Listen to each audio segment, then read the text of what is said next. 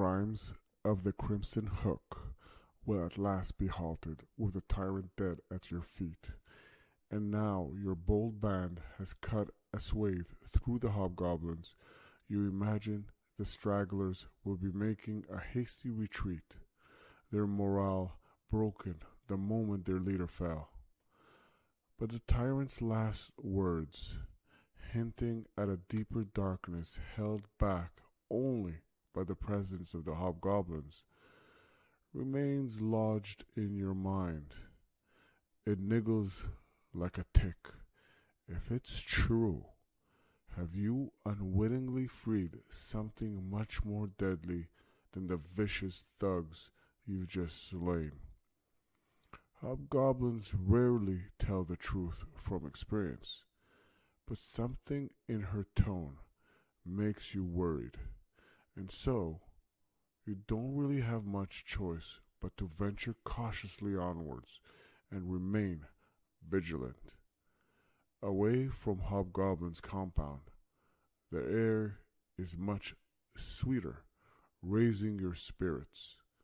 Nothing like the fresh air of home, mind, but welcome all the same. Before long, you traverse through an entirely new area, lightly damped and covered in large roots. The flourishes of green bursting forth between their bark must be the source of the cleaner air. You realize, and you find yourself quite content that something is cleaning away the foulness you've been wading through until now. But like so many things in this world, it doesn't last. Soon enough, the clean air becomes tinged with a heavy, musky, and unpleasant scent, reminiscent of wet skunk.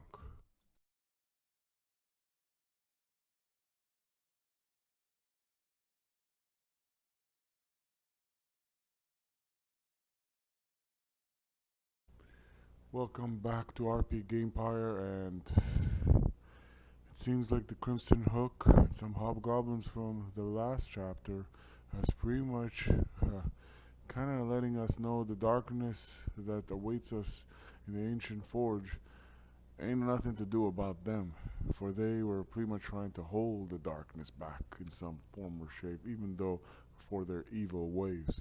So ridding them, I don't know was good or bad, but one thing I do know is that pretty much letting the Crimson Hook live, I hope it comes with good repercussions later, because right now pretty much it doesn't look too good with the special rules here. So if the heroes have the suffer not the arachnid to live card, do not place this type of enemies, and we don't have that. So that means we're gonna face some feral spiders, which are totally different from the spiders we have known and encountered so far. By the way, so we're going to venture forward where the stair is right here. This is standard crawl. We're going to go all the way here, and we're going to meet a new type of encounter node here. And then we're going to go all the way, and this is pretty much the end. So it's a straight path. There's no deviating. There's no like Sukatano go to here right away. So we're going to have to do that. Also, a lot of things have changed, which this is what I love. Not only are we facing new type of foes, so we're off with the hobgoblins now. We have new type of foes, and we're gonna meet them. And more importantly, we had to reset a lot. So most of the aspect, challenge, and battle cards have been revamped. You know, maybe one or two, maybe you'll notice the same. We had to set up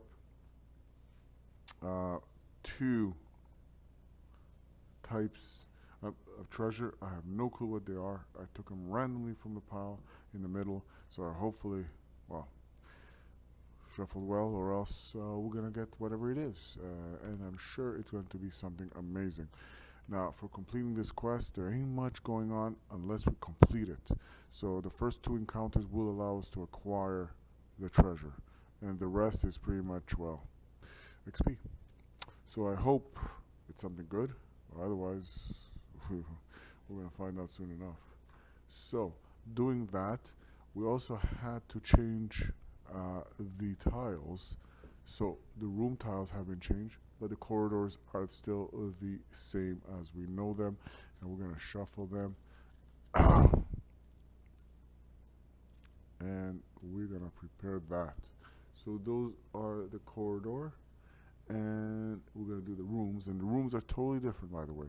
And this is the amazing thing. So now they've ventured into a new stage within the dungeon or labyrinth or catacombs of the ancient forge. So we're going to shuffle this, all right? And we have no clue of what's the gift we're going to get waiting us there. Now, we did that. We have the two treasures. We have no clue what it is, so we'll put it right here.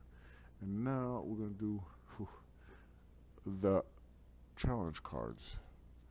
I feel like there's much more than there usually are. Alright. So this is what it is. And we're going to put it right here because this is a standard crawl, so all we have to do is make a run for it all the way straight. There's not much battle aspect card though. So, alright. So I'm trying to shuffle it as best as I possibly can. Don't fire me on that. Alright, so it is what it is. And we have that right here.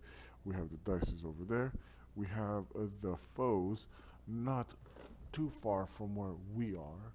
And that pretty much sets everything up.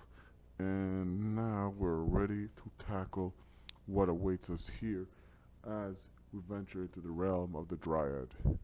So, as usual, we're going to shuffle, you know. And we did such an amazing job like we usually do. Oh, that was useless. And don't forget, the valiant adventurers are now more and more of our heroes, but the fear is, at the same time, we don't know what awaits them, and they have much abilities and much skills and everything. So let's see. And don't forget, the most beautiful thing is now they have 3 actions. No longer 2, alright? They have 3, alright? So, and also we're holding on to these items. I have no clue why. So we have the old iron key, we're against better judgment, we have the copper bar, and we have an elixir. Alright? So hopefully, it comes with all good purpose, all right, and we're gonna find out, God willing, soon, all right, because I'm sure that here, let me put that there because it's kind of in the way. So you know what, we're gonna keep this here also because right now our reputation is all the best right up there, so we'll keep it like this. We have the tokens here, sorry, and by the way, we have no gold, so we have 1 charm used, we have 1 firewood used, and 1 toolkit used. We have everything else at good status. We have never had to use a healing potion so far, but don't jinx it, okay? And now we're ready to venture forward, and let's see what the adventurers will decide to do. So as usual, the first thing we take is, well, we're going to, let's see, Forge Warden. Alright, so it's Forge Warden's turn, but who would we want to make the decision of exploring? So, the beauty about Fate Song is if the Fate Song explores and the marching order is shuffled, choose an enemy model. That enemy does not take a turn this round. If other enemies of the same type are on the playing area, replenish 1 fate. Oof. I mean, yeah, it's better off having Forge Warden storm in. You know, even though some things are kind of beneficial and nice to have, it just, because everyone for exploring has something different. Like, look, Light Blend. After the hero explores and a new marching order is dealt, this hero gains, well, kind of speed, and then chooses 1 enemy card. Enemies of that type ignore this hero. They ignore you and then chase everybody else. And then we got That was for Lightweaver. For Fire Soul, she. Well, I'm surprised I didn't upgrade that. In the round after Fire Soul uses an explore action, the first enemy to enter the same zone as Fire Soul suffers push and fire and burn. They replenish one fate. Okay, well, another useless one. And for Demon Blade, she on the other hand, no, that's Hexbound. Sorry on that. Just letting you know why I choose always Forge Warden. You know, other than being the tank, and the tank usually pushes through. Hex Dancer, level 2. So if Demon Blade makes an explore action after dealing the new marching order, place the Hex card in a position of their choice. Then they can flip the demon card. Huh. Okay. Now, so that's good, but later on, she doesn't have much skills against that. So, for those that forgot, Forge Warden has Bastion. Bastion at level 2 is Forge Warden can make explore actions as a free action, so then that means he still has his 2 actions after the fact. And if Forge Warden uses an explore action, they add +1 to their defense rolls during the following round. Alright? So, he already has by default, or they, usually Forge Warden is called they, but let's kill the confusion. He has already 5 defense, and plus the 1 makes it 6. So Forge Warden is just awesome. And he also has this skill of Guardian. Let's not forget that, even though it's irrelevant for this. Once per round, when an enemy targets another hero with a charge, it targets this hero instead if this hero is in the enemy's charge range. After resolving the enemy's attack, the original target can move 1 zone. Not bad. It's like a free move. So, pretty much.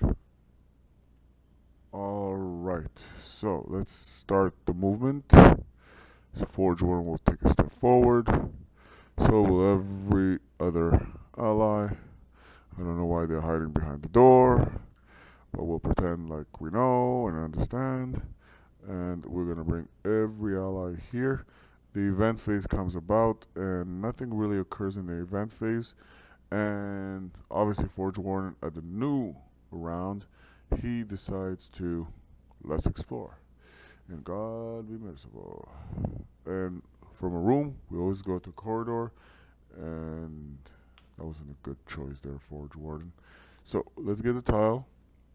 It's more like this way. And then we're going to deal with the battle aspect card, but also more importantly, we have 3 foes to deal with.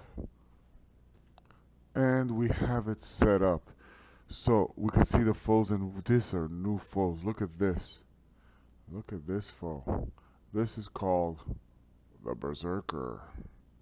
And I'm just scared just knowing that. Look at that. That's fearsome. No, I'm not going to paint it, but Hunter.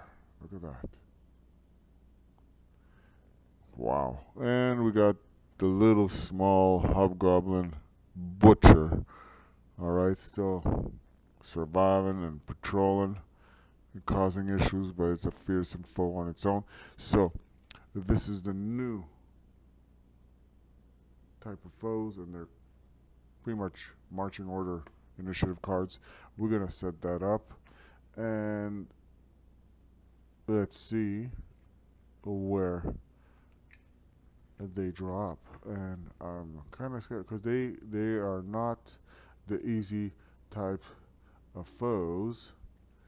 Alright, so let's see if I can try to avoid them in any sense.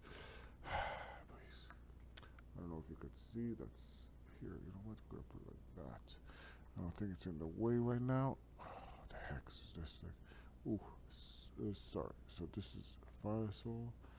Yeah. Fire Soul, Lightweaver, Hunter, Butcher, Fate Song, Berserker. Oh boy. Doesn't sound like fun. So let's see what the battle aspect card is. Alright. And be merciful. Be merciful. Tenacious Stalker. Oh boy. We have a stalker. Someone called the cops. Alright, a creepy, jittering echoes from the shadows. Roll a die 6. 6 no effect. The echo token activates 2 to 3. Place the other cap on the current tile's shadow. Place 2 to 3. Place the other crap on the previous tile. Okay. So, where's the dice? And we got rolled a 5. The echo token activates. Oh boy, this is gonna get bloody alright. Ooh. And pretty much there's allies right there, and it's gonna activate right there on the spot, which will make the marching order shift. This is gonna get really, really interesting. So bear with me as I set this up for Forge Warden.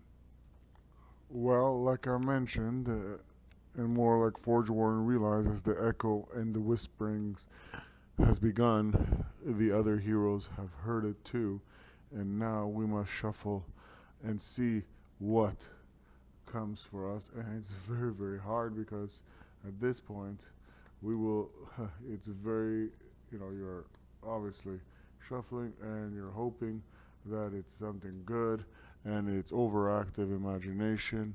Your mind must be playing tricks on you, hearing noises that aren't actually there. Discard this card. Okay, we discarded this card. Alright, and nothing else happens pretty much. So it was just our overactive imagination, and the echo pretty much, well, gets resolved. Because the wandering monsters aren't that pretty, I'll tell you that much. So this one is done, and let's try to avoid having to see that again. We kind of resolved that. We dodged a bullet there. Alright, so in a sense, for the wandering monster, the way it's going to work, just to keep it simple, we're going to pretty much, this one gets discarded, so the next time there's any wandering monsters, it has to be one of them. Alright, so let's try to remember that. Alright, so now that we did that and brought in some new perspective into this fearsome fight, now we could pretty much show that's Forge Warden's turn. And Forge Warden, the good thing is he could bring upon the judgment on his foes, because now there's more than one, so obviously his damage roll will be higher. Don't forget, he has also is equipped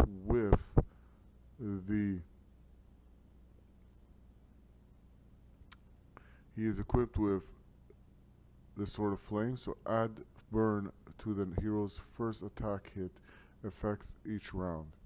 Alright, and he can reroll his damage. Alright, he can re-roll his damage, and if Forge Warden defeats it. Okay, so let's see, one thing at a time. Alright, so he will bring the judgment upon his foes. The first thing he's going to do, he's going to burn the fate, and he's going to bring it upon which foe now? That's the question. You see, he'll go after this one, the Butcher, because the Butcher, even though the Hunter is kind of scary, and we'll see why very soon, but getting rid of the Butcher will be good because it's one-sided and we don't have to attack it twice. So okay, so let's see. And he rolls an 18, and 18 is way sufficient to pretty much hit. And now, because he used Judgment, he won't roll a die 6, which he does usually. He will roll a die 8, which is one more, and this is just pathetic. But luckily he has, well, he took from Fire Soul, if you remember, because Fire Soul now has something else. He has the Garnet, which allows him, the hero can reroll their first damage roll each turn. Alright? Yeah, better. So let's hope you roll better.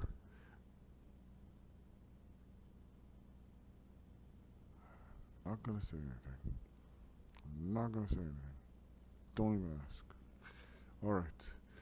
So you only do 1 damage to the Butcher. Wow, okay, we're gonna put it on his card because he's the only Butcher around. Alright, for the second attack, can't be Judgment. I don't even mention what I think right now. That was pathetic.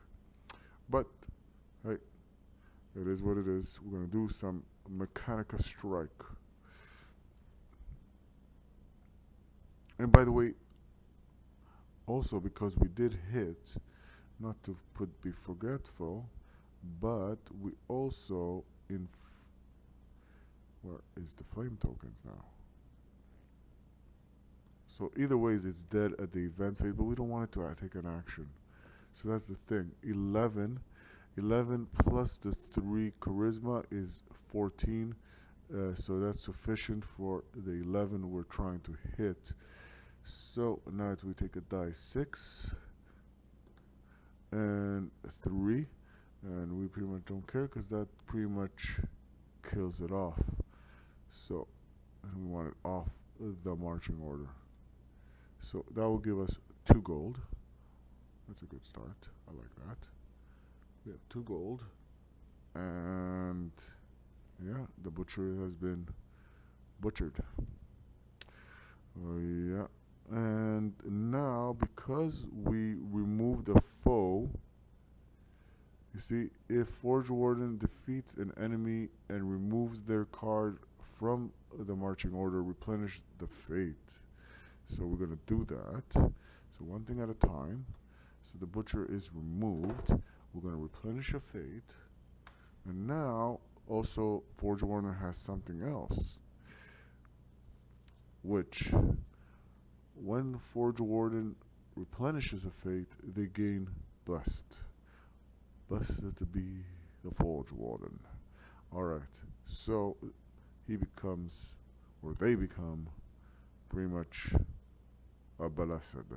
Now, moving right along, it is Demon Blade's turn. Whew. Demon Blade, she will step inside because she can't go any further, and she will tackle the Hunter. Now the Hunter is a little bit different. So Fate Song moves here, and the Berserker moves here. Alright, and it works a little bit different for the Hunter. The Hunter is initiative 11, and it is, well, is it this side or this side? That's the weird part. Okay. When I could never read this, so when when an enemy a bugbear is defeated, flip this card. So it gets kind of pissed off. So it kind of stays this way. It doesn't flip over when you kill it. So you can kill it outright if you want. But if you happen to kill one of its kind, it becomes all pissed off and goes kind of crazy. As you can see, the damage pretty much to critical, its initiative goes up, and it does more than the usual, pretty much. Unlike here, it just does regular damage. Here it goes crazy, and anyways, so we're gonna do that one thing at a time. And right now, Demon Blade will just focus on the Hunter. So let's see what she's gonna do. She's gonna roll against the Hunter. And it's always her strength, and she's going to use the Devil's Lash. The Devil's Lash. Alright. And she has, don't forget, 14 plus her strength, plus she gets +2 to her attack rolls, because don't forget she has this equipped, the Sapphire Cluster. Alright. Alright, so she's got +2. So basically she hits very well, the Hunter. Now it's not a question of hit, now it's a question of beat it silly. So it's gonna roll this 2 dices, because that's what it could do when it does a melee attack. And obviously we're going to choose this dice to decide, and that's going to be a super critical. Thank you. If the enemy is next to the hex, we don't care. We roll. Okay, so anyways, we did a critical, and that will pretty much, yeah, nuke it. Alright, so this gets removed. So this bug, pretty much, this Fate Song will go here. And now this one is going to go crazy because we just defeated one of its kind. So it's on this side instead of the other side. Oh boy. Okay. And we get 1 gold for defeating the hunter. Let's not forget about that. Alright. And let's add that before we forget. And that ends Demon's Blade turn because she already did 1 action to move in and the other action to attack. Alright.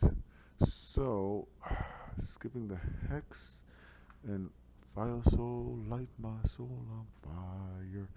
What she's gonna do, she gets +2 to her damage rolls. Her weapons are not that helpful, and she hasn't burned anybody. So let's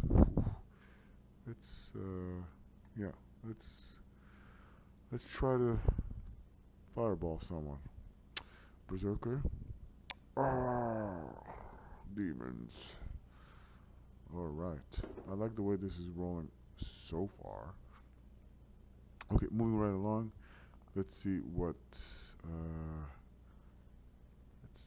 is our amazing Fire Soul can do. Fireball. The Berserker. And that's a 17 plus the 3 intelligence, that's a 20. And I think that's kind of enough, more than enough. The attack roll may be rolled against enemy. Okay, not burnt. And that's a 5. Wow. But there's a problem because the 6 is critical. But big butts. I like big butts. Okay. +2 damage rolls. Deep ruby.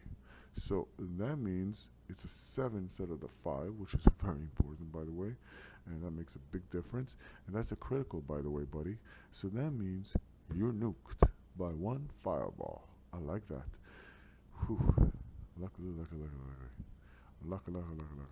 All right. So let's see. We get 1 gold for that, by the way, for doing that. And Alright, so that kind of avoids that. That was well done in action.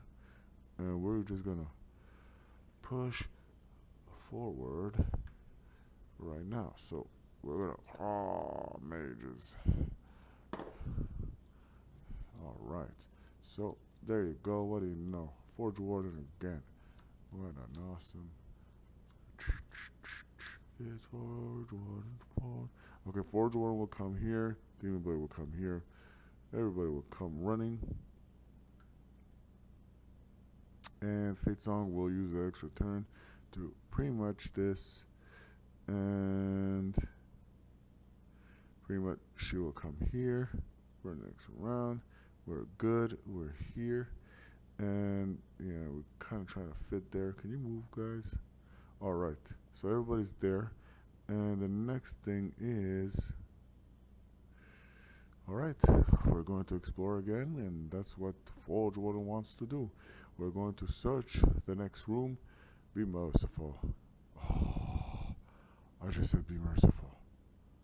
Oh, you gotta be joking. Alright. It is what it is. We're probably gonna have to put it like this. Alright. Like I say, one thing at a time. Let's get the room.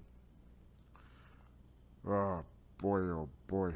So, pretty much there is a mushroom cloud in this, a mushroom patch, I should say, in this current zone where Forge Warden is. Has no effect bearing right now until the event roll. And when there's no enemies around, they can try to get rid of it. But I think there's no purpose to it. But if they do try and succeed, they get 3 gold That's how the mushroom patch works. So right now it's not much of a danger unless they roll a 6 in the event phase. There's a butcher with Forge Warden right here. There is a separate hunter right here lurking, and then there's one berserker here on this zone, and there's 2 enemies right there. So we're back at it, sadly so, and the very enemies we just beat and got rid of have returned. All right, so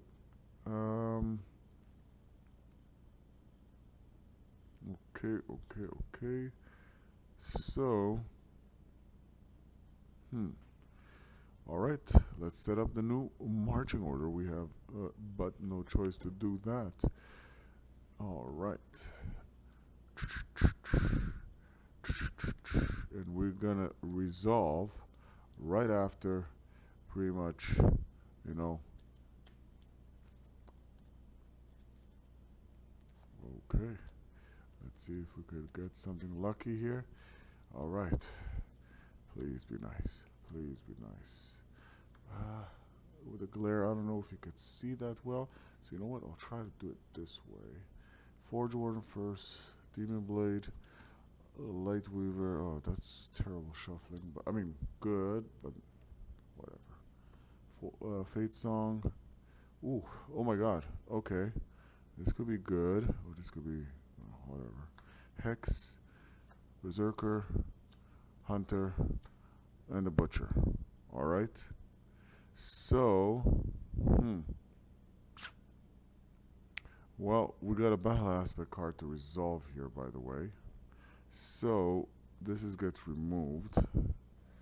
I'm not that great happy about it, but let's remove this. This is a room, it's not a corridor.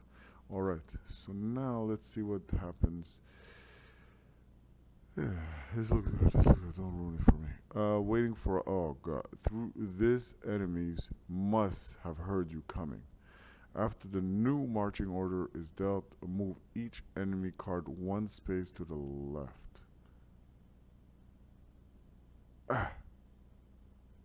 Alright. Okay. So how will this work? So, okay, so this one will move 1 to the left. And this one will move 1 to the left. And then this one will move 1 to the left. Which kind of doesn't really matter, because the ones that I care about are right up there. The way this whole marching order system is very manipulative in one sense. Forge Warden could say, don't forget he is blessed, by the way, and it is his turn of action first, and he has no choice but his famous butcher that he slayed before to take vengeance upon. And right now we have full status on our fate, but we're going to use the fate again because we have no choice, and we're going to try to see if we can get lucky and get rid of this butcher a lot quicker than before. 13 plus the 3 initiative, and by the way, we hit that with our sword because our sword does the burn, so this was enough to hit it. And okay, so let's put the burn marker just as a reminder. It's the only butcher, and that's a 3. We can re-roll it because at this point it doesn't matter, we only do 1, and that's a 5 critical.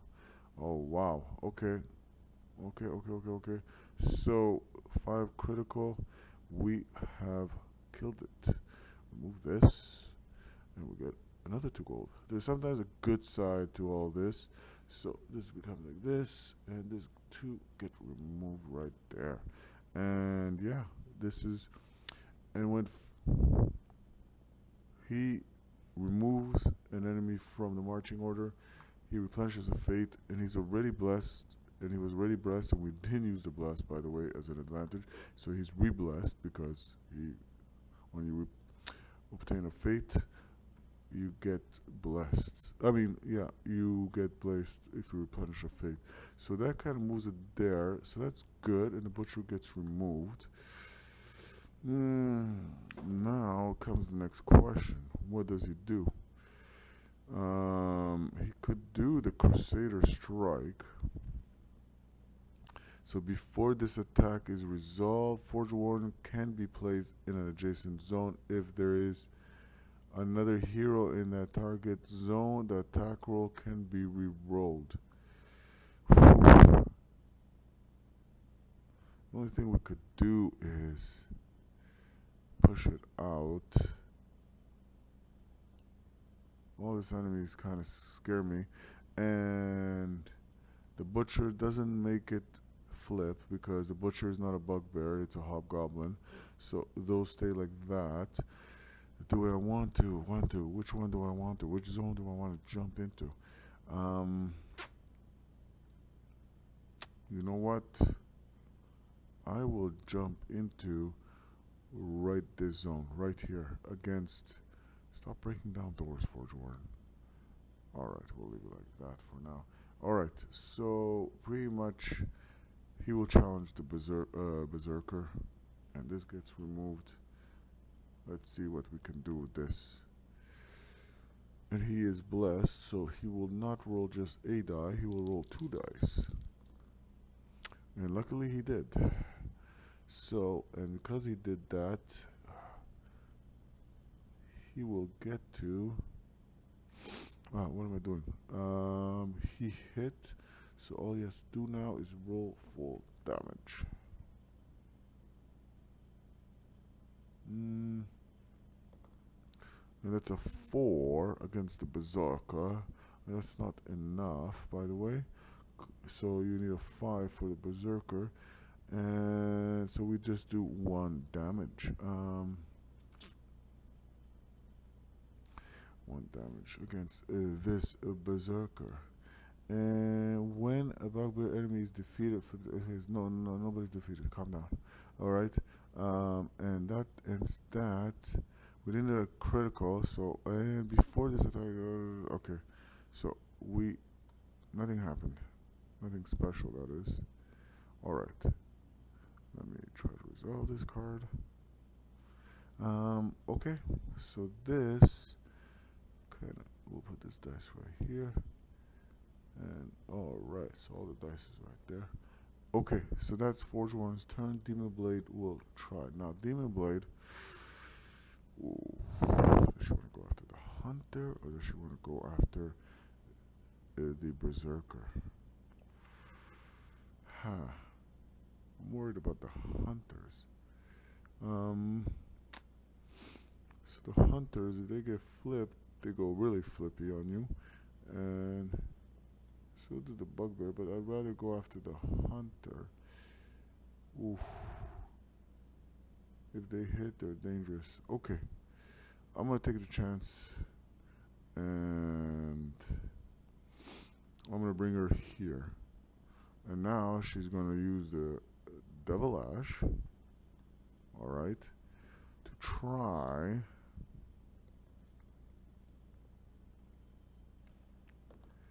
And she gets 14, which is way sufficient. Don't even have to count any of the attributes. So she hits this Hunter, which is 11, that's for sure. And by the way, not to forget, that enemy is burning, by the way.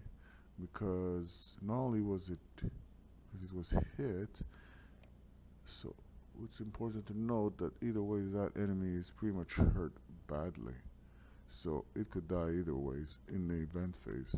So that's okay, that's good. Demon Blade now, because she successfully hit, she rolls these 2 dices, which makes her kind of deadly. And this is a 6 against the Hunter, so only when it's defeated. So we eliminated that Hunter, which will make this both, by the way, Flipsy, and that's kind of scary right now. Alright, sorry about that. That ends that. And oh, demons. Well done, by the way. Well done, folks. All right, heroes. So they're there lurking and seeing everything that's going on and kind of worried a bit there. Okay, so we did that. They just went crazy rage because one of their kind went dead, which I like the kind of behavior they have. Now it is no longer Demon Blade, it's Lightweaver. Lightweaver is a little different, folks. Little different. So Lightweaver has something called Chain Lightning, and it's going to get you kind of chained down. All right, and let's see how you want to play this. Let's see how you want to play this. Okay, so okay, so first things first, 19. That's way more than what you need. And the next thing is you roll the die. So we know it's a hit. And it's a 4. Plus the 2 is a 6. And he was aiming, I'm sorry, I didn't clarify that. But 1, 2, he was hitting into this berserker right here. From here to there, 2 areas away. And that's a 6. Either ways, he could have hit either one. So it doesn't matter if I didn't clearly state which one, because it was a critical. It will do 2 damage to this and 2 damage to this, which means, oh no, adjacent zones, sorry. So that means it will kill this berserker. You know what, I'm gonna go for the hunter,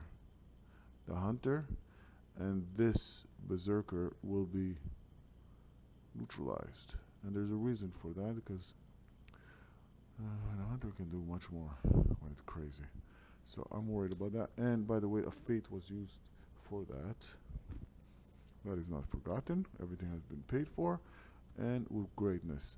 So the heroes are pretty much in good status, in good heroic status, because luckily they have certain elements of treasure, which Forge Warden, states that enables their weapons to do greater deeds, all right, than they originally did do. Okay, so that eliminates the hunter, by the way, and that will give us 1 gold. All right. And now they see that's already 7 gold right there. That's very, very good. And now Lightweaver still has 1 more turn, by the way.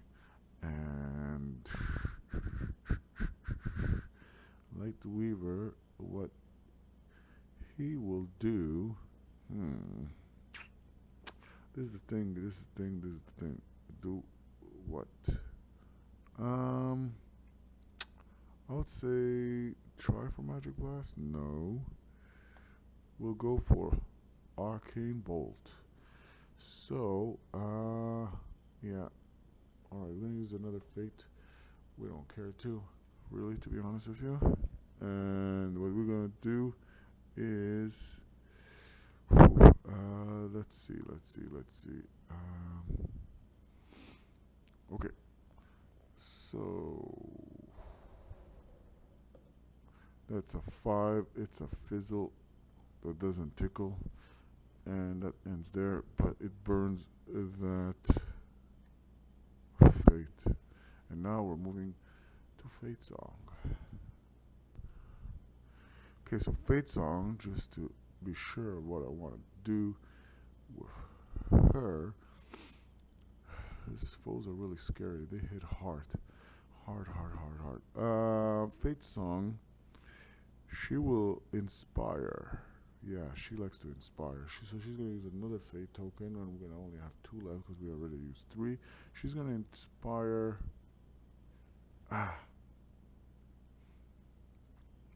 She's going to inspire Lightweaver. Okay, let's make that happen. So she will inspire Lightweaver to do what? The one he did so well, Arcane Bolt. There's another fate token. Alright. And let's get this going. And that's a 7 plus her intelligence, which is not sufficient. And that was a wasted. Oh, Lightweaver. That's just sad. Okay, and she will just move right into here. That's depressing. Okay, and that ends her turn. Now it's Fire Soul, please, please. Okay, Fire Soul will do the first thing she knows what to do, which is unleash Fireball. And that's a 9, by the way. A 9 plus the 3 intelligence. That's well sufficient for the 12 we need on target. Alright, now she rolls for damage.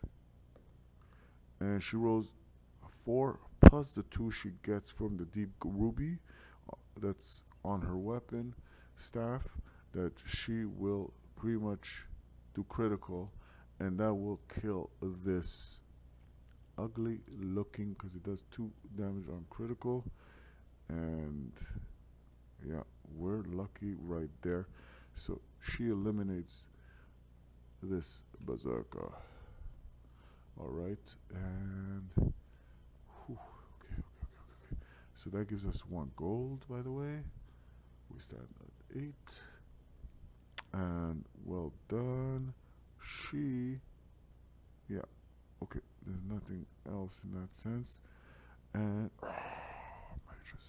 alright, everybody's. So, and yeah, so there's not going to be a marching order.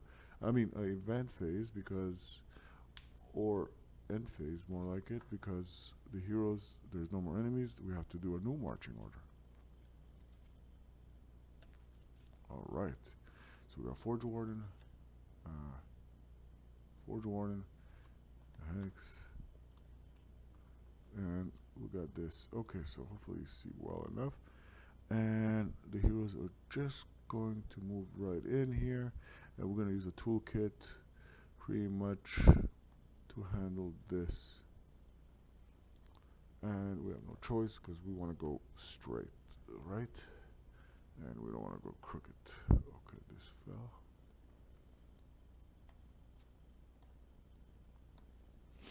And alright, let's get the marching order, and hopefully no more interruptions on Forge Warden. This is the treasure, this is it. And yeah, let's move on and search and see what awaits us there. Hopefully, be merciful. Okay. Alright, we like this, we like this. And by the way, that will bring on the stairway. We have it set up, and Forge Ward is always there on the next tile. Sorry for that. And it pretty much touches the peak right there, so we're good. By millimeters off, and this is pretty much perfect. So now, yeah, so now that happened, we have to find out what this challenge is, and we've had enough surprises. Please no more surprises. Gold rush, okay, that's nice. Some of the walls has caved in, revealing a rich vein of gold. Time to break out the mattocks. Place any number of heroes from the previous tile on the current tile spawn point.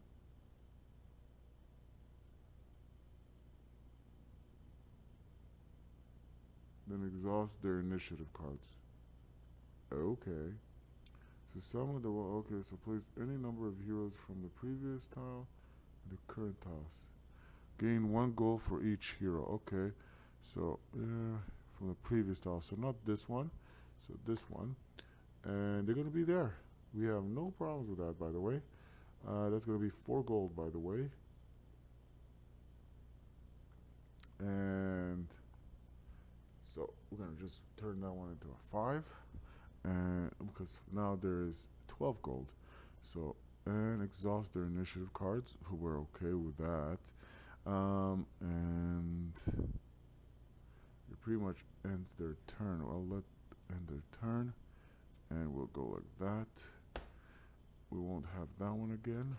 And now, by the way, we're going to go into the event phase because Forge War won't do anything. Every one of them is exhausted because of what they did. So resolve any conditions.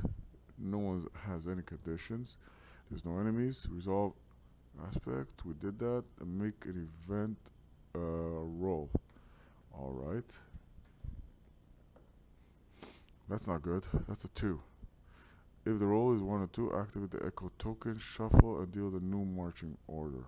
Resolve. Okay. There's the echo. Okay. But it doesn't matter. There's this marching order, and pretty much the heroes will all valiantly. Oh, Forge War knocked you guys. Alright. So that ends that. And there you go. So now what occurs, because we just happened to finish that, and because we successfully, well, we only did the first one right here, by the way, and we're going to go into the maintenance phase, but as we go into maintenance, it's important to complete one encounter, you get a treasure, right? So also, we're going to resolve this narrative. So we're gonna have to add more battle and challenge aspect cards. More importantly, now the heroes are off. It's the maintenance phase. We have a collection of 12 gold. We only have one toolkit left. I hope we don't regret, but we're not gonna spend it right now. Instead, we're gonna take our one treasure and not knowing what they are, not knowing what they are, not knowing what they are, choose right, left, and I'll choose right. And we get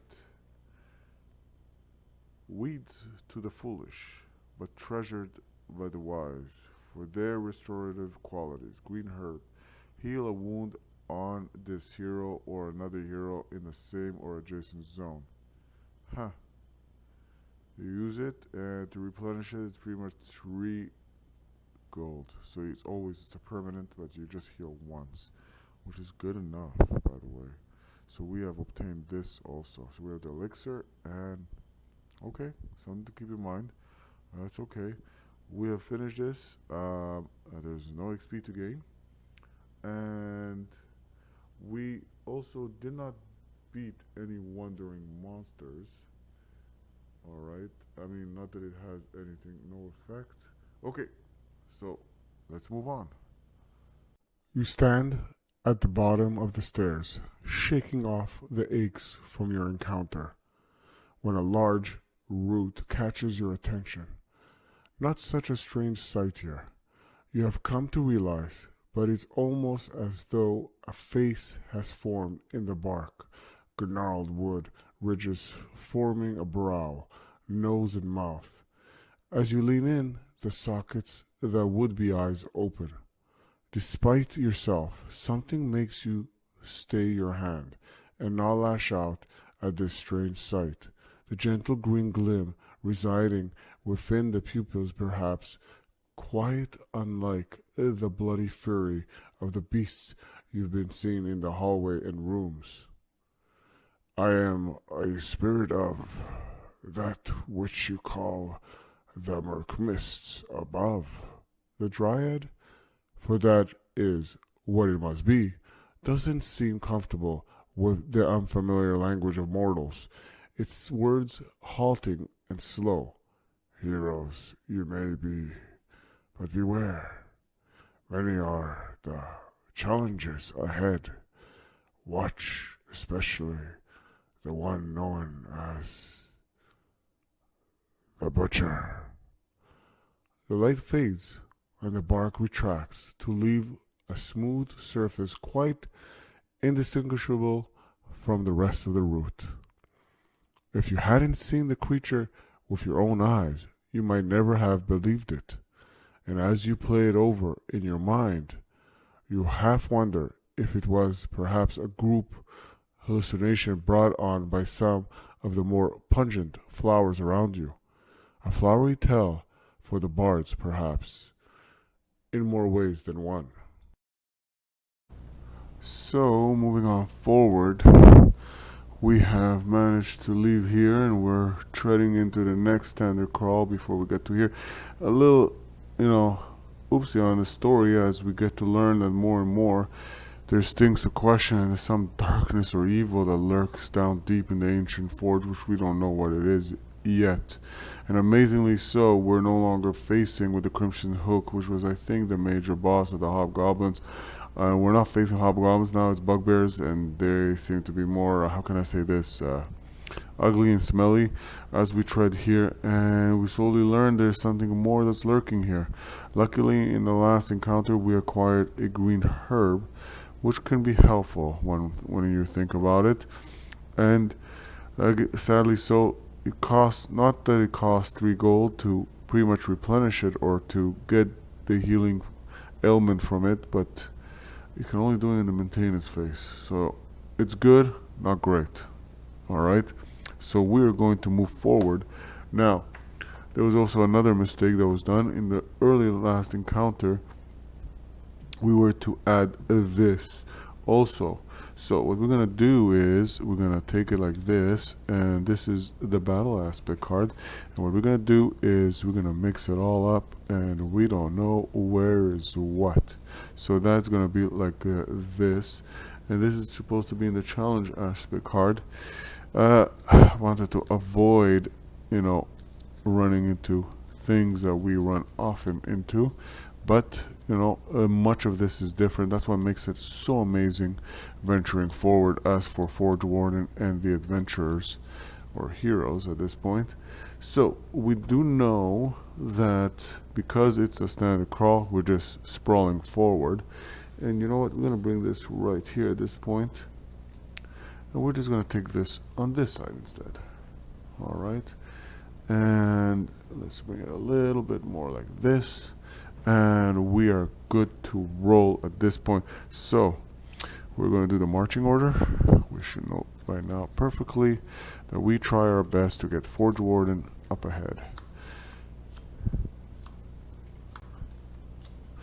and this is perfect. All right, so we're going to bring Forge Warden. We use this token, and don't forget our reputation is to the max of goodwill, so Forge Warden is the best. Alright, from all the rest.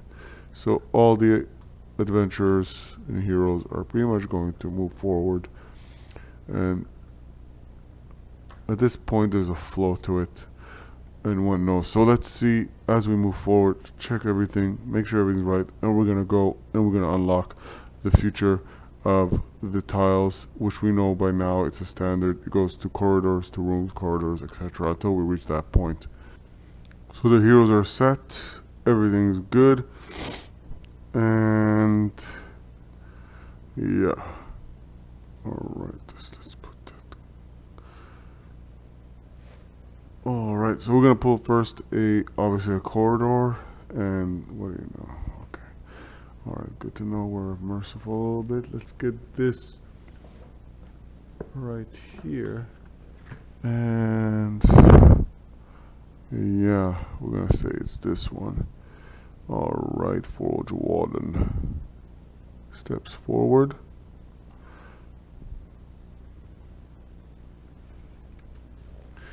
And for all his allies, they do... Oh, sorry. Before they all allies can step in, as he steps into there, he takes on a challenge. Be merciful, be merciful, be merciful, be merciful. A nest. A nest of innocent creatures block the way. Yeah, they're always innocent. I like the way it starts. Choose one of the following options. Trample it, gain 1 corruption. Find a way around it, gain 1 goodwill, and then place... Well, I have enough goodwill. And then place a dead end over each unexplored portal. Kurta.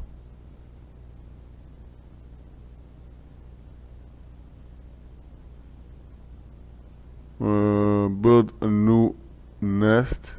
Spend the 2. Oh no, gain 1 goodwill.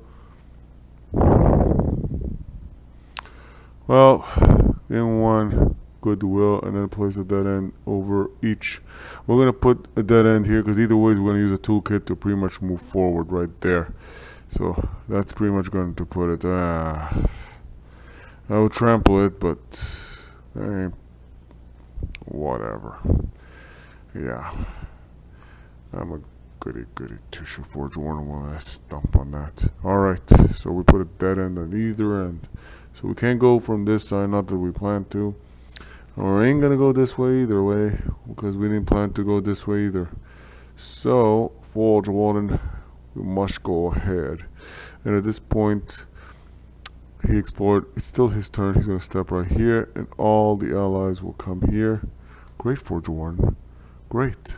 Letting this nest just stay here. Great. Okay, so now that he did that, his...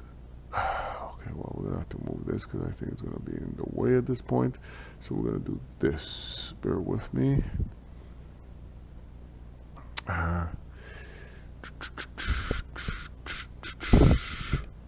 Alright, so we did that, and I think you see it, so it's okay. So we can move that a little bit like this, and a little bit like that. Okay, so you know what? We could do this.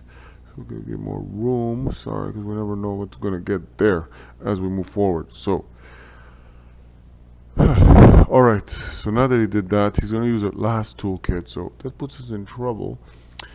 Not that we don't have the funds. We have 12 gold there, but it's a 7 gold, by the way, to pretty much recuperate a toolkit, but now we don't have any toolkits, by the way. So we can't go through secret doors anymore, so we have to go really whatever way we get forced. And at this point we can't go either end here, so we might get forced here. So let's not mess this up. Toolkit goes forward, and let's see what... Be merciful, merciful, be merciful, be merciful. Alright, so we don't care. So okay, so we're gonna get this tile, and we're gonna go... Oh yeah, and they always take the extra turn to close this damn door. Jesus. How many times do I have to tell you that, Fire Soul? Okay, so it doesn't matter. We're going to get that tile, and we're going to push forward. Alright, so... let's see how this one will get set up. Well, alright. Forge Warden has stepped forth. And let's see now what... And this is a challenge also. Oh boy, be merciful. Be merciful. Be nice. Be kind. Trial of Resolve. Vines burst free from the cracks of the floor. Comes to strangle and choke you. Read narrative 151. Boy. Well, Forge Warden, you have been forced to cast a die.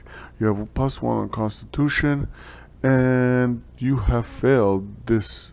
Was it a 1 or a 7? I think it was a 1. Okay. Either way, all the fate tokens should be replenished at this point. Sorry about that. So you failed this. You could take a damage to reroll, and you will take a damage to reroll. Hopefully you pass it this time. And you fail miserably. Do you want to take another damage? Okay. Because it did say they can suffer damage to reroll. And you can only reroll usually once per rule. So it failed. And pretty much we will never know what will happen. Because this gets discarded. Okay. You just felt it. It wasn't worth taking the damage. Well, you know what you could do is, here you go. You just use the green herb, but you don't need to use the green herb because I don't think you're badly that wounded. You're fine. So, let's not be silly there, Forge Warden. Don't overthink it. You'll be fine. Alright, so he has an extra turn. He'll just move here. 1, 2, and he goes right into there. And now for everybody else, also, they'll find themselves right here with Forge Warden. Great Forge Warden. Instead of using your brains, you use your strength. Alright, but it's okay. And now we got there. We will again explore, because we pretty much have nothing else to do. be merciful. Be merciful. We're all nice here.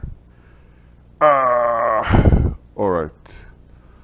So, yeah, that's also going to put it at the end because we can't take anything more because it's going to go cross beyond and we can't play it up. So anything that within this edge has to pretty much end. So, yeah. So you can't build like a tile that goes right into there. So either ways, we have to resolve this. Well, Forge Warden, thank you very much for what I have no clue. But what we do know is we have the stairway. And there's this much left to the end, and we can't add a tile, so automatically, this is pretty much the dead end. Alright. So, yeah, so let's first populate the enemies, and then we're gonna handle the, pretty much, the battle aspect. So, we have this 3 new foes, that pretty much, I mean, 3 foes that finally appeared. So, and this would be their proper side. So we're gonna get this. We're gonna go this. And we're gonna go this. And then we're gonna shuffle it. And shuffle it. And we're gonna say this is what it is. Forge Warden, Berserker, Demon Blade, the Butcher, the Hex, the Light Weaver. So I don't know if you see that well, but yeah, this is a setup I don't like, but it is what it is. Alright, so let's see what damage this battle aspect card will do to us. Alright. Be merciful. Trial of Speed. Oh boy. It looks familiar. You sense precious gains of sand falling through the hourglass. Place a number of timer tokens on this card corresponding to the number of heroes or adventurers. 1 token. Oh boy. At the end of each round, discard a token. If there are no tokens, discard, discard, discard. If all enemy cards are removed from the marching order, each hero gains 1 XP. Then place this card in the hero's inventory.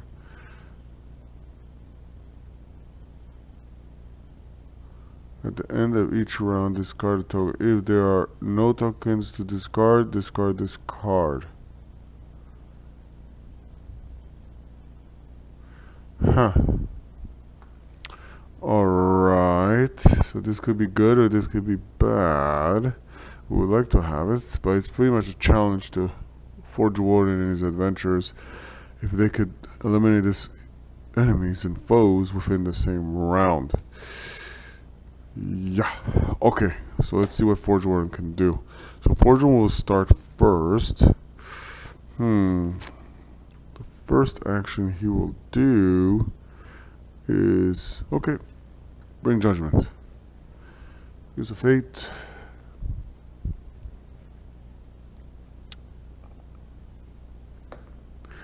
And that's a 9 plus the 3. That's a 12 against the Berserker, which is 11. So that's a hit. When an enemy is defeated. Okay. Alright. So that is considered a hit. By the way, when he hits any foe, he causes them to get inflamed or burnt, should I say, and that one is burnt. So now we're gonna roll for damage. That's a 1, and luckily we can re-roll because let's not forget we have the Garnet, and the Garnet allows us to roll. Oh, great. Great. So we didn't do a critical, we just did a regular damage. We're not rolling that great. Well, you're not striking that well. So, but either ways, we know per se that one will be wounded. Or should I say it's gonna die pretty much very soon because they die at pretty much 2 damage. let's see something. If Rona defeats an enemy, remove this. It hasn't defeated anybody, so take it easy there, buddy. So that was the first action, anyways. So he gets a second opportunity here. He might get lucky, and he's going to use the Mechanica Strike. All right, and don't bother. All right, so that's done. And that's not good at all. So the Berserker goes, and the Berserkers are ferocious. So let's not forget. So let's see, ferocious. And ferocious, the first thing they do is they attack a hero in the same zone. So there is one already here, so that's what's going to happen. And Forge Warner will try to defend against that one. 4 plus the 6 is not even enough, it's 10. It does damage to Forge Warden. Oh boy. Really? You guys are not there. And now for the other one, charge a hero in an unengaged zone. There's not an engaged zone. Alright.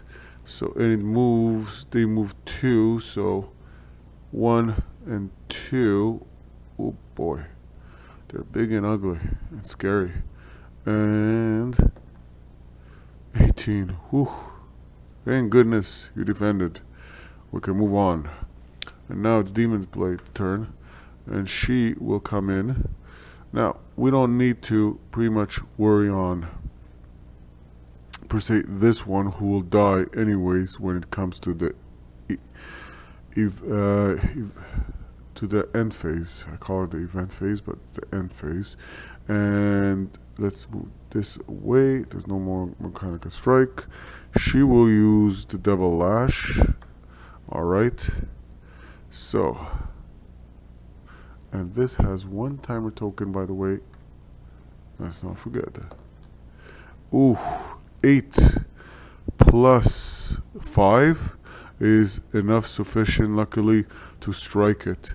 She gets 3 from the strength and plus 2 because she has equipped the Sapphire Cluster, which gives plus 2 to attack rolls. So that is good as it is. She makes a hit. Ooh, boy, this is getting tough. Tough to hit. Okay. And she rolls 2 dice. She does a critical. So it doesn't matter. She takes care of this one. Oh! And she eliminates it. And as she eliminates it from the board, it becomes enraged. But we don't care because at this point it has its 2 damage. And we're okay with that. So Demon Blade did her turn. Whew. But this is not going to be nice. Because now it's going to be the Butcher's turn. Even when they miss, they make you bleed. And she never forgets. Or he never forgets, sorry. And they go with vengeance. So they attack a hero with the Grudge token. And charge a hero with the Grudge token. So he will just move right into here and attack Forge Warden, who holds the Grudge, by the way, against the Butcher. And we're gonna defend against that. That's a 6 plus the 6, that's a 12. Forge Warden's not rolling that great. Defends, but a miss is still makes him bleed. And Forge Wardens, great. He's already wounded 2, has bleed. Anything else? Alright, that ends that. It goes straight to Lightweaver. Now Lightweaver will focus on range is 2, so we could focus on that hunter. Somehow, you know, we got that angle going and we don't have Devil's Lash anymore. So what we're gonna do, Lightweaver has some amazing skills. So the first thing he will do is the Arcane Bolt. Making a damage. Okay, so Arcane Bolt, we're going after that hunter. And that's a 10 plus the 3, that's a 13 versus the 11 here. Alright. By the way, it flipped this card, sorry, because there was a defeat. Oh boy, we don't want it to come out. So either ways, we hit it. Now it's a question of doing damage to it. 4 plus the 2 is a 6. Well, buddy, we have eliminated you from the board. Luckily so, because they're dangerous when they're pissed. Alright? And we don't want them when they're pissed. And they give us 1 gold for all that trouble. We're not done yet. We're not done yet. But we are done with Arcane Bolt, which costed us, by the way, a Fate token, which doesn't change anything. Alright. And now, the next thing we do... It only makes sense to do Chain Lightning and use another Fate token. So let's see what we could do. So, Mage. Alright. It's Lightweaver, buddy. Remember that name. He will stick it to you. Alright. So now... Okay. And that's Bardsung. Da-da-da. Da-da-da. We replenish a fate. And we don't need to roll for anything. So it's easy critical. And that obliterates this enemy. And any enemy that you do this one, do the same to the other one. Which means both of this have been removed with ease. Thanks to Bardsung. Bardsung. Lightweaver amazed me. So that's 2. That's 3 gold. And you have been eliminated, my friends. And did we get lucky here? So, okay, hold on a second. Now Forge Warden will dictate on this. So one thing at a time. By the way, there's 3 gold we just acquired. So that will be like this. And then we remove 2. We're at 16. We may be able to replenish 2 toolkits right there. So this gets removed. By the way, we did it before this, so we hold on to this. It says, if all enemy cards are removed from the marching order, each gain 1 XP, then place this card in a hero's inventory. For what purpose? I have no clue. Then play, okay. Okay. We will keep this. But we know each hero pretty much gained 1 more XP in the end of this. Alright. And we're near the end. So at this point there's a new marching order, so there's no end phase really. So we really did it well. So this. And then this. And we're going to do this just for displaying purposes. So the adventurers pretty much make it out.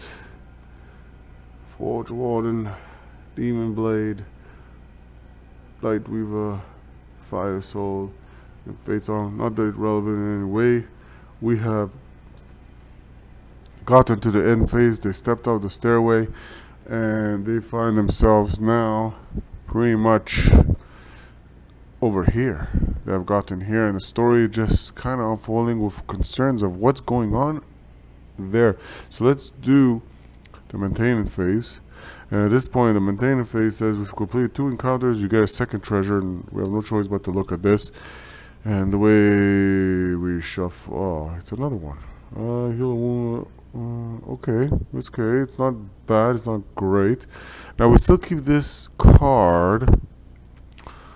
If all enemy cards are removed from the marching order, each hero gains 1 XP, and then place this card in the hero's inventory. So it is in the hero's inventory, and each hero acquires 1 more XP. But before anything, we're going to spend 14 gold.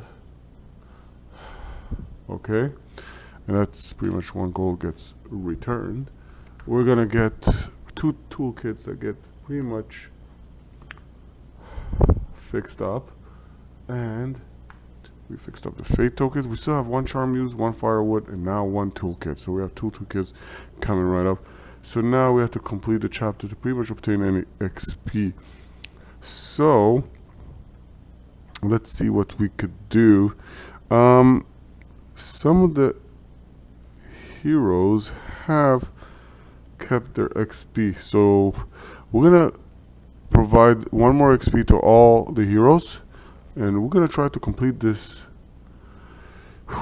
before upgrading anything. So we're gonna wait to upgrade anything until we get to the end here, and hopefully there's no surprises at this point. So we might do something here before we go here. So not that it's gonna make a difference, but yeah. So yeah, we're not gonna go and get any XP. So give each hero an XP just as a reminder. Oddly enough, there's not enough XP tokens, so we're gonna have to remember the Fire Soul. It does have 1 plus XP. So we're gonna move on, and now we're pretty much getting into a new type encounter that we have not run into before. And those kind of node encounters are called, if I remember, they're called Outlast encounters. Okay, Outlast encounters, the way they work. Let me read this. Alright, so we're done. We're gonna move forward, and we're gonna try to outlast. Several of you are coughing at the thick musk in the air by now. All hope of stealth or discretion past. Bugbears. I believe that is the name they are known by to the children of spring. The Dryad watches you once more. The spirit, this time possessed of a half-formed body, torso and limbs clearly visible. That is their scent that chokes you now. You sense the spirit's animosity toward the creatures. Intruders, born into these halls by the ancient tunnels of the architects, carved beneath the brute's mountain dens. It seems the bugbears are as little friend to nature as they are you. Were they the darkness the Crimson Hook spoke of? And the architects, who might they be? But the Dryad remains flighty, and beyond you can ask. It vanishes, oaken body now, loosened branches once more. Well, this is going to be an interesting one. So we finally made it. We're going to move forward, and we're going to do now this encounter. We've done this too, and now we've got into this one. And as we discussed right now, we just recently discussed, this is called an outlast node. Outlast. So you gotta outlast and survive it, because we run into pretty much a situation where we're gonna be overwhelmed and overswamped. So this one starts a little bit different than the way we're prepared in Forge Warden, and the group are starting from dead center of this labyrinth and dungeons. They find themselves dead center, or at least they don't know of it yet, and there's no doorway, no passageways, and at this point we have to survive.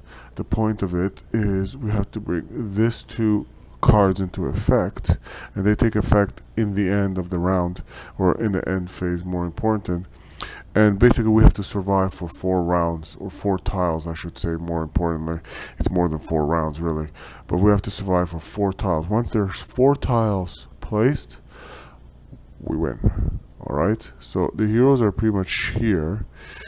Okay, and they can pretty much be overwhelmed in any size of this. So what we're gonna do is, unlike the usual, like we're setting up, we're gonna place all the heroes here, because pretty much the tiles can come from any end, anywhere.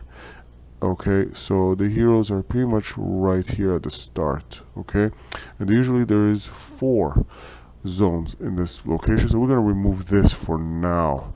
Alright, so just to get us familiar with that. So off the bat, we're gonna have a rough start. Alright, so the point is we have to outlast, hence this, and more importantly, when we pick up tiles, they have to have enemies. That's even the more peculiar thing, which makes it crazy. Now we're going to do it a little bit kind of funky. So what happens is, when we pick up a tile, okay, be it anywhere from one of these doors, so it's going to be for one of these doors, they have to have pretty much foes on it. Now usually it goes from room to corridors and corridors to rooms. So this is going to be something very special. So we're going to have to this is going to be like 4 corridors right here, and we're gonna try to survive it.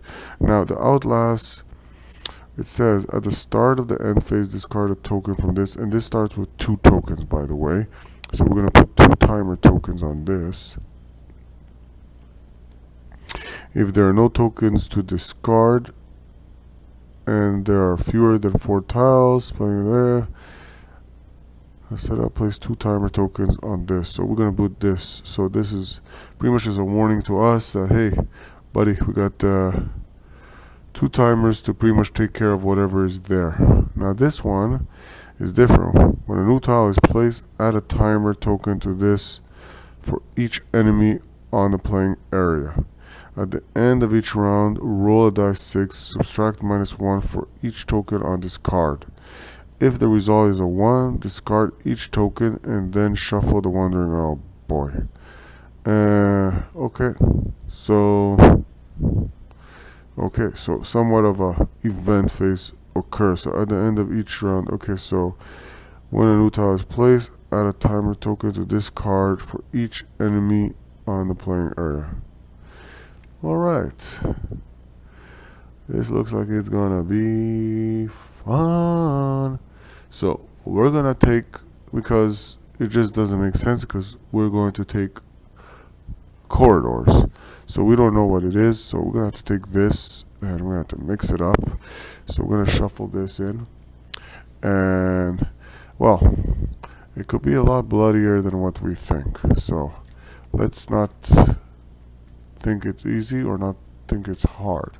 So we're gonna find out, and Forge Warren's gonna find out. And by the way, didn't say anything about this thing's not occurring, right?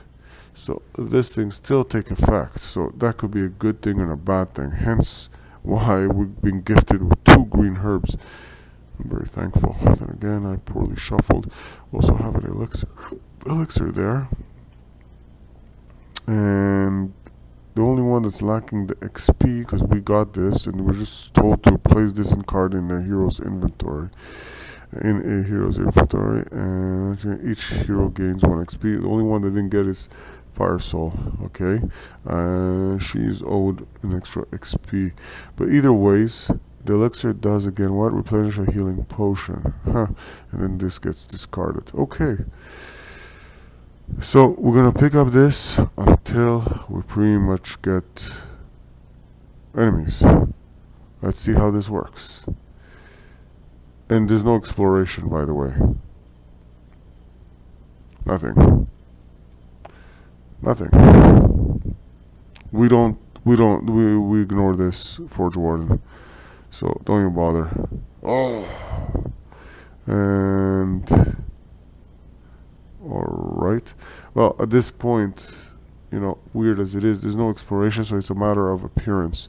So that's why I didn't even shuffle this, because at this point it's not about shuffling that, it's about the confrontation. We have foes number 1. So there you go. So we have to set up this tile, set up this foes, and there's a terrain effect here, by the way, and that is a vines. Okay, so again, can't read it too well, so I'm gonna need my magical magnifying glass. Grasping vines. Oh boy. Alright. So let's find the tile, set it up, and vanquish the foes. Well, alright. We got the hunter and the berserker. And that pretty much settles with that. We'll leave this like this. The foes are right there, and there's the vines. The vines there, pretty much, the way it works is pretty much if a hero tries to leave its spot, they have to pretty much roll a target number of 10 or greater. And, well, pretty much, they could use...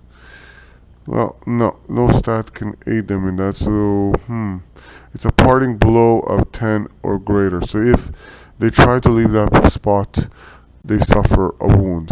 Now, if there's enemies there, it doesn't have any effect. So it's just if it's alone right there. So we're going to do this, but you know, and we're gonna then check the battle aspect card. So pretty much that's the way it works. So right now we just set up the tile with the foes, and we know the foes we're going to face. We have set up, we even have a land terrain effect, and we have a battle aspect card to verify very soon. And so let's add this on, and this takes effect pretty much in the end of the round. So here and here, and I'm gonna be happy to shuffle it this way. Oh, great, that didn't work the well I was wanted. And I'm gonna push this a little bit there, up there, not that you have a problem seeing it, and this and this. Now the thing we have to take notice of here, and that's very important, is the fact that we want rid of this foes within 2 rounds, or else bad things are going to happen. Because pretty much this, when a new tile is placed, add a timer token to this card for each enemy on the playing area. At the end of each round, roll a dice 6, subtract -1 for each discard. So if the result is a 1, we're screwed. Okay, so we have to pretty much, if we roll a 1 anyways, we're screwed. So sorry, Forge Warden, for the bad language, but you're gonna have to live with it. Okay, so what we have to do now is put 3 tokens here. Oh boy, oh boy, oh boy. That's just to remind us how much of a negative there is. Okay. Again, both things take effect at the end of the phase. Alright. So let's see how this transpires. So, it is Forge Warden's turn. So Forge Warden doesn't get the bonus of +6, but not that he cares, he's still +5, okay? That is itself very, very powerful. So what he's going to do, he's going to step right in here, alright? And that is just to block anything coming his way and to make himself the target, as they say. So that is pretty much that. So that's his first action. His second action will be, it's gonna have to be Judgment, and that is because it's the only one that he has that does 2 damage, by the way. So let's use a fate token, and we're going to roll to see if he hits. And that's a 6 plus the 3 that he gets, and that pretty much is a failure, because 6 plus 3 is 9, and the berserkers are 11. So that burns his turn, and that ends his round, and that is a sad one, because now the berserkers are going to go, and they're pretty much very ferocious type of animal. I mean, creatures, the bugbears. Isn't that amazing? We're not facing Hobgoblin, which kind of changes the environment and everything, type of enemies, which makes it more and more amazing. Now let's not forget, attack a hero in the same zone, which that is the case right here. So let's see what happens here. And this is a 15, and that's more than we need, plus the 5, that's a 20, so he defends, and nothing happens in this case if one misses. This bugbear of Berserker runs right here, storms Forge Warden, because hero in an unengaged zone there's none, and hero in an engaged zone there is. So we gotta defend against that charge, and that will be taking a wound right there, Forge Warden. Nice start. I love those kind of starts. Alright, so he takes a wound because 4 plus the 5 he has for defense is a 9. Well, we have to beat a target number of 11. Alright, so that does it for them, the berserkers. Alright, Fate Song. Fate Song, what she's going to do as a first action, what she's going to use a fate token. She's going to inspire Forge Warden to, or Fate Warden, whatever, to attack. And now he gets, sorry, where's the other dice? He gets to roll 2 of these dices, because Inspired Presence, pretty much, if you're going to use it for an attack, you can roll an extra die. And that's a 19 and a 16, which I guess we're going to use the 19. Not that it makes a difference. Would have been great if that was Bardsung, but we won't get into that. Bardsung is getting a 20 critical. Okay, now that we did that, we also now increase our die. Because there's one extra foe there, we are going to roll a die 20. I mean a die 8. And that's a critical, a major critical, and that will pretty much eliminate this foe in my face. Oh, they have attacked us, the Forge Wardens. Alright, we'll eliminate this foe, which is not bad, but once that happens, when an enemy is defeated, flip this card. Flip this card. Because they're like a bugbear family, so scent of blood. When a bugbear enemy is defeated, flip this card. Okay, it didn't say remove from marching order, which means once any enemy gets killed, you do that. Alright? It makes them crazier, and I fear this one more than that one. Even though that one has bleed, which is scary, but this one just goes kind of nuts on you. So either ways, that was good use of a fate token. And by the way, because you used that judgment, don't forget there was another fate token used. So that's 3 out of the 5 have been used so far as fate. Now fate, she has one more action to do. You know what? I don't know if she wants to move in. So at this point, she will stand where she is. So she will stay in that presence. In that area. So in that, her doing her action will allow Demon Blade to do her action. Sorry, and what Demon Blade will do is use her demonic presence to take care of this berserker. And now she will roll, and she gets a +2 to her attack die roll. So that means she gets a +5 on this roll. And she rolls 8 plus 5. Whew, we barely pass it. We got 13, but we need a 12, so it's not bad. So we have a hit.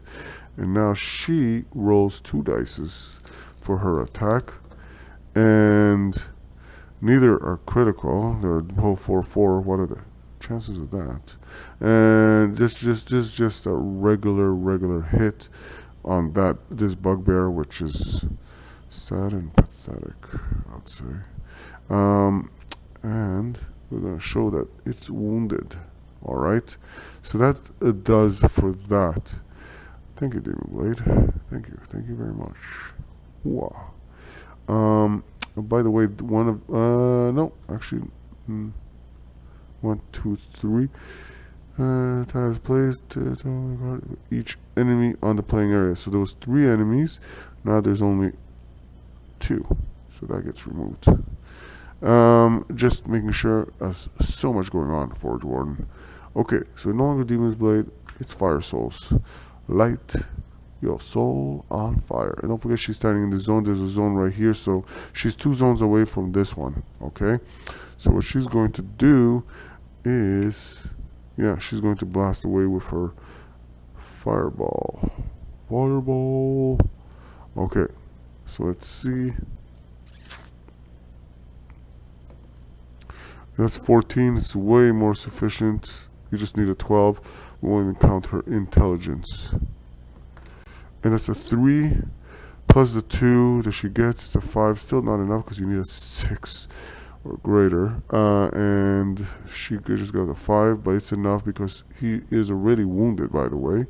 So, spellcasters, revenge me, hunter. Alright, we're going to get a gold for this. And we're going to remove another token. And we're just going to take gold. Woohoo, we have 3 gold. We are rich. We are rich. But this is sufficient because if we happen to use the green herb, we could use it at any time. Then pretty much it takes to replenish it is 3 gold. So that could be the good thing about it. We have 3 gold right now. Okay, so that's Fire Soul's turn. And this is not the good part. This is not the fun part. The hunter. The hunter. Well, there's no one in its zone, so that's not the issue here. So we want to go at the, because it has two different actions it can do. We're not going to bother with the retreat because there's nothing to retreat. There's no enemy in its zone. So what we're going to do instead is going to be cautious. Attack the closest hero. So it's going to attack the closest hero, and the closest hero is Forge Warden. Alright? And because he has the highest initiative between Demon Blade and him. And them, or should I say. And okay, so he's gonna attack Forge Warden. Oh my god, a critical miss. Alright, no comments, no comments. Please don't make a comment. Oh, what am I doing? You replenish a fate, and now, okay, but that's irrelevant. Let's take away the fireball, it's confusing everybody. And now the bad thing about this miss, Forge Warden, you're already wounded, so you're going to take another wound, by the way, and you're going to have a status effect where you're going to become now suddenly stunned. A hero may have multiple stun tokens. Reduce this hero's actions by 1 for each stun token on them. At the end of each of this hero's turns, discard 1 token. So yeah, you're stunned. So, you're not only wounded, but you're stunned too. You have 2 wounds on you. No comments. And, yeah, I know your blade is on fire, but stun. Bear with me as I look for the stun token. So, Forge Warden is stunned. So, it's only once. So, again, just to understand, so it's pretty much Forge Warden can, well, you can have multiple of them, but you reduce this hero's action by 1 for each stun token on them. At the end of each of this hero's turn, you discard 1. So until next turn, he has only 1 turn. Great. No comments. Alright. But, okay, so, this, we're gonna have Light Weaver now. Oh, and you push Forge Warden out of there. Well, he's gonna be right here because this is one zone, and another zone. Okay, so thank you for that. Light Weaver now. What do you want to do? Light Weaver will.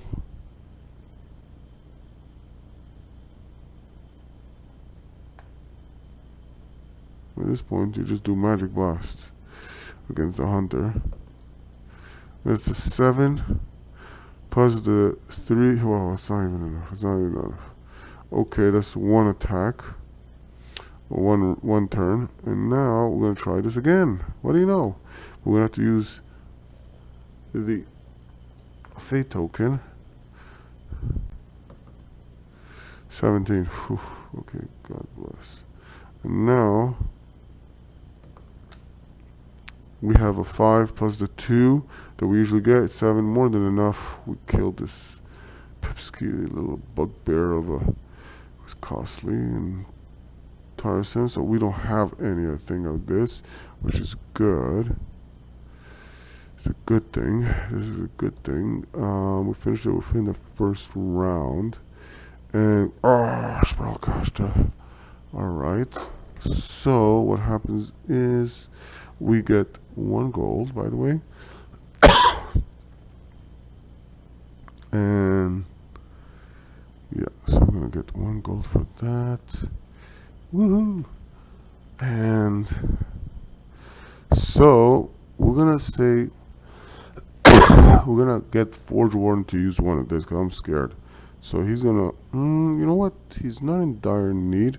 So okay, we won't use it. So we pretty much handled this and we finished this. So at this point, there's not going to be an end phase, right?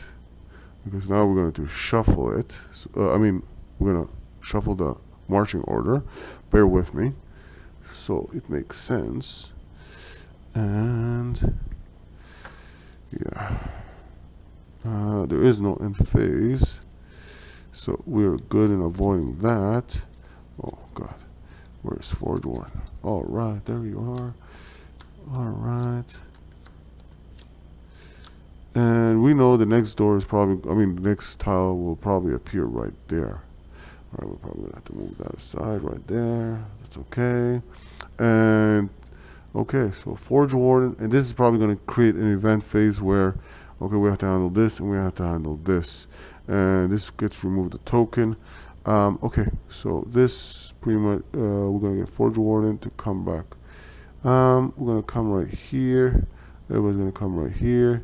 She's gonna come right here, and this pretty much red. So this resets. So this gets removed 1 because it says here at the start of the end phase, and now we have the end phase. So remove 1, right? And if there are no tokens to discard, and there are fewer than 4, then we replenish. Otherwise, we outlasted whatever punishment that can come our way. Now the end phase here, when a new tile is placed, add a timer token that discard each enemy on the playing area. At the end of each round, well, we never finished a round per se. So for a round to finish, so now a round to finish, roll a die 6, subtract for each token on this card. If the result is a 1, discard each token and then shuffle a wandering mouse. So pretty much we didn't have to do that because we never finished a round and we rolled a 5 and we have nothing to minus subtract. Because again, like it says, when a new tile is placed, okay, no problem. Add a timer token to this card, which we did. There was 3, which we removed them right away on the play area. Okay, at the end of each round, roll a die 6. Well, we never finished a round. So right now we actually finished a round, and it makes sense to do this, okay? Now, well, there is no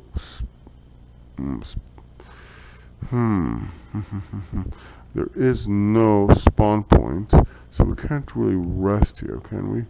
No, so we can't rest. Oh, forge warden, you're getting me worried here. All right, so this last token gets taken, and before this one, at the start of each discard a token. If there are no tokens to discard, okay, so pretty much we have another round after this, the way I look at it. And oh, what are the chances? What are the chances? Okay, that was a terrible roll. So the roll, discard each token and then shuffle. There's no token there. Shuffle the Wandering Monsters deck and draw a card as though the event roll failed. All right. So, all right. So we roll, we shuffle, and we shuffle, and we shuffle. Okay, so it's gonna be this one. The way they did this design, that's one can argue. One can, I'm not gonna say cheat, but Forge Warden has this 2 spell characters that casting custom this bizarre magic. And this is going to be Wind Tunnel. Give me 1 second before this drops on me. Alright. And the Wind Tunnel is a powerful wind sweeps through the chamber, chilling you to the bone with its touch. There must be some backdraft down here. Flip each door to the open side, then discard this card. Gladly will do it. Alright. Alright, it's like nothing happened. And now we do another round. We hit the end phase. Alright. And now it's very important to notice Forge Warden is, well, is still stunned if you think about it, because resolve any condition token effects, heroes resolve condition effects. I guess he's not stunned anymore. He can only be stunned so much. I mean, at this point, yeah, he's no longer stunned. And we're going to search, by the way. So at this point, well, yeah, so at this point we have to search because we did the end phase, and well, there's now another end phase, and pretty much we have to search. And before we do this, so it says if there are It says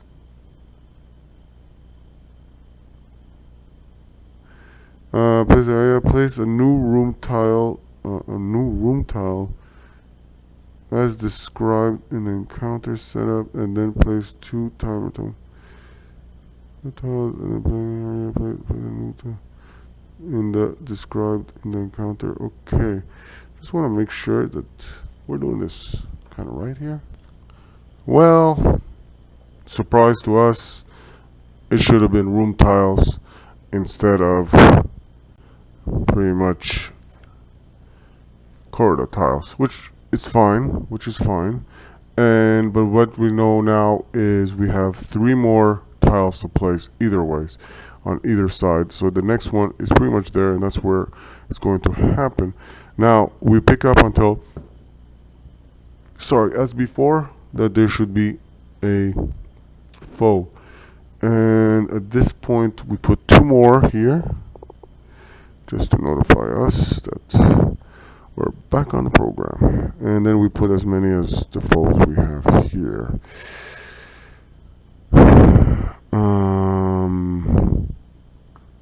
And that, now we don't place the doors, even though there's door on this room tile.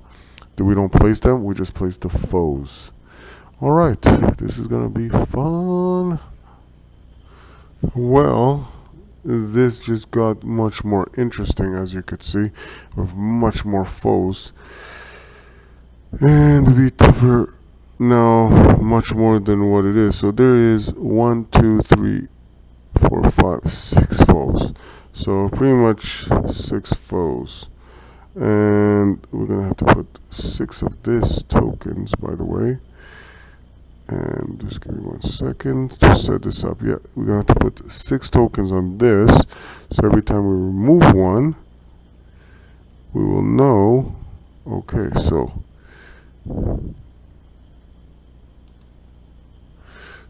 again, the reason why we're doing this is because when a new tile is placed, add a timer token on this card for each enemy on this playing area. At the end of each round, roll a die 6 minus for each token on this card. If the result is a 1, alright, discard this token and then shuffle. So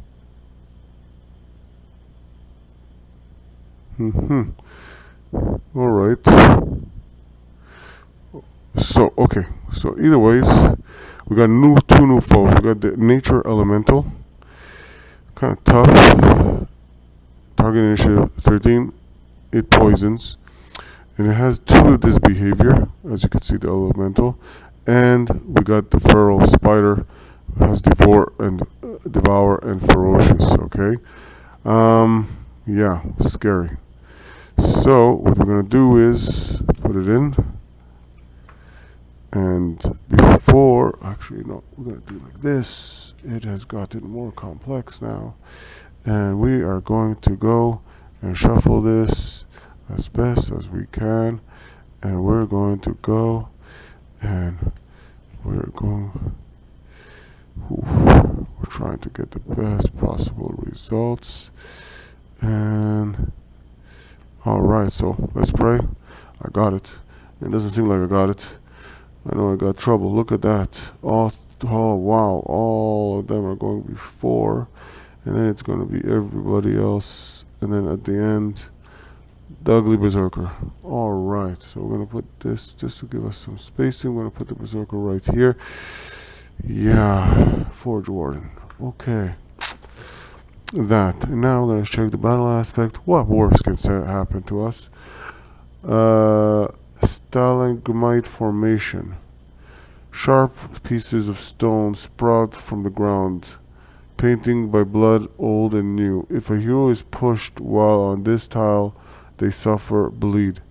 If an enemy is pushed while on this tile, roll a die 6. If a 4 or 5 or 6 is rolled, the enemy suffers a wound. Oh, that can be good.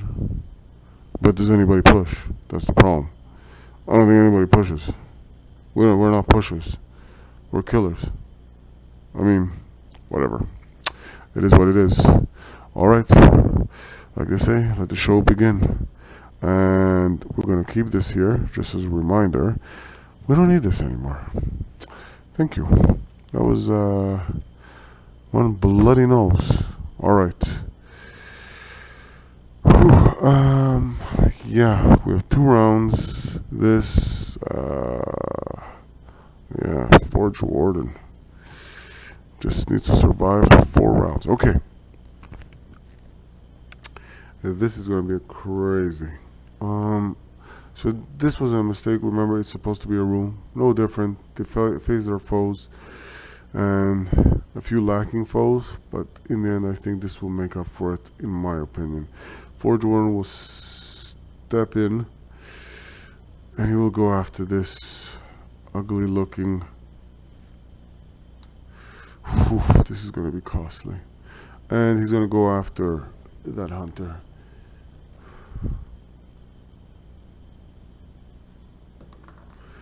And that's not going to happen because he rolled a 6, and a 6 plus 3 is not enough. So we're not even going to bother looking what we're going to do to the hunter because 9 isn't sufficient. And that was a. But if he misses, he replenishes a fate.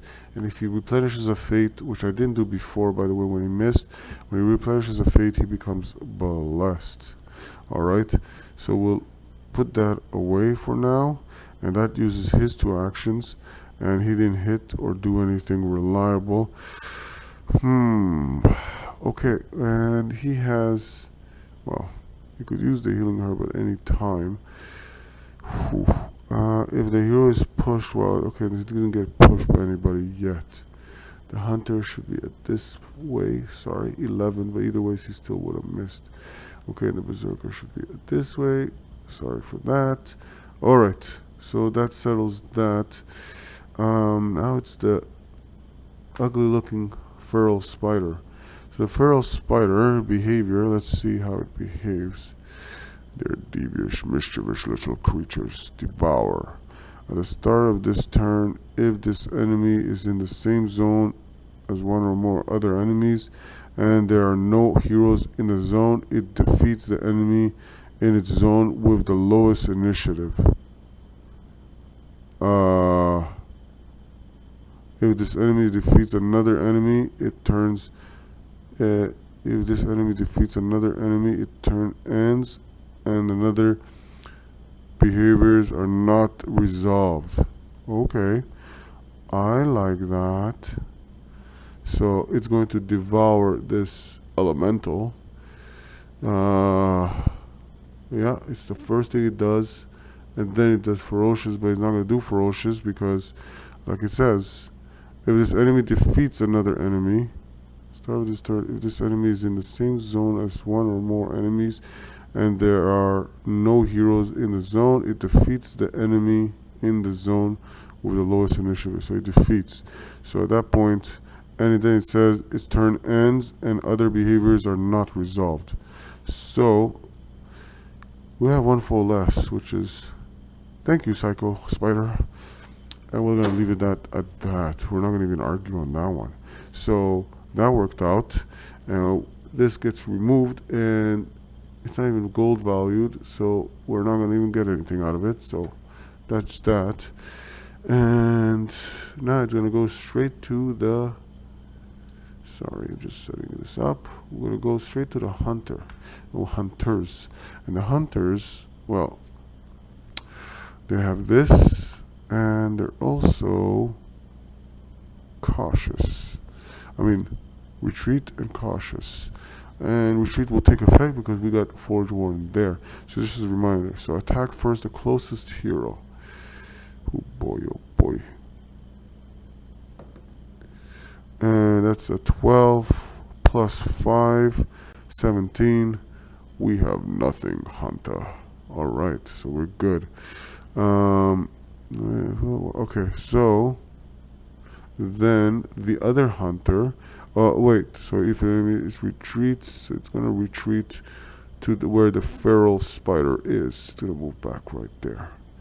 Feeling safe right there. Until it eats you. Then the other one attack the closest hero, until closest hero. Okay, so he can attack the closest hero. It has range of 2. So what it's going to do is there's nothing with this retreat, so it's going to attack Forge Warden. 8 plus 5 is sufficient enough. We defend. So we managed to stand our ground, and I hope we bring good retribution now. Demon Blade. Alright, so we did that. Demon Blade will step in. We know the next ones to go are the Berserkers. So we're going to step right in here. And she will, well, Demon Blade will try to attack with the Devil's Lash. Devil's Lash. And let me see this. Breath Stealer. If this attacked, if he's a target, Demon Blade adds. Okay, no, we don't care about that. Oh, God, we gotta replenish Fate token, but we don't care about that. Oh, goodness gracious. Stupendous. Alright. Yeah, that's not good at all. Okay, Demon Blade. Lightweaver. Okay. Luckily, they're all here. We prepared them, so the range is 2. Oh, God, Demon Blade. Okay. Okay. We're going to take a risk, and we're going to bring Chain Lightning. And we're going to bring Chain Lightning against the Berserker. Alright. That uses a Fate. Luckily, we replenished one. 18. Whew. Plus the intelligence, we don't care. So now we're going to roll this. That's a 3 plus the 2. That's a 5. That's a critical on this. Okay, so we hit a critical, which kills this, by the way. Alright. Now wait. Chain Lightning says, on a critical, after resolving the effects, apply the same effects to an enemy in adjacent zone. So that could be that or that. So, because this becomes like this right away, because now they went crazy on me. We could take this or we could take the spider. This hunter is there with a spider. I'm going to say we're going to go for the hunter. Alright, so the hunter has been removed. So that's a good thing. Yeah, way to go. That was Lightweaver's first attack, by the way. And it was a good attack. And now his... Oh, by the way, there's only 3 foes on the board. We're doing good. Not to say that we're doing great, because last time we rolled a 1. And I don't want to bring this up anymore. Okay, so the next thing is we're going to do an Arcane Bolt. Alright, an Arcane Bolt, we'll use a Fate token. Ooh, we have only one after this one. Okay, we will use a Fate token. And we're going after... right here, so 1, 2... or yeah, 1, 2. So we can only go for one of those, the spider or the hunter. They're both 5, so I'm gonna go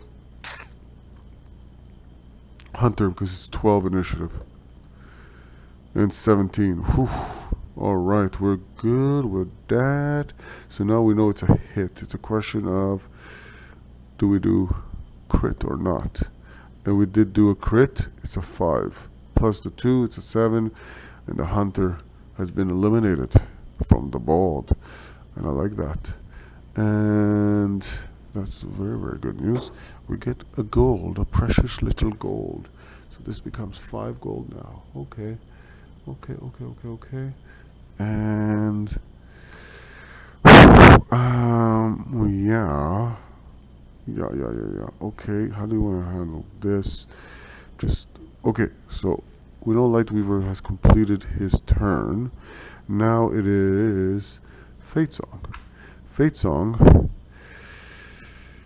We only have 1 Fate there.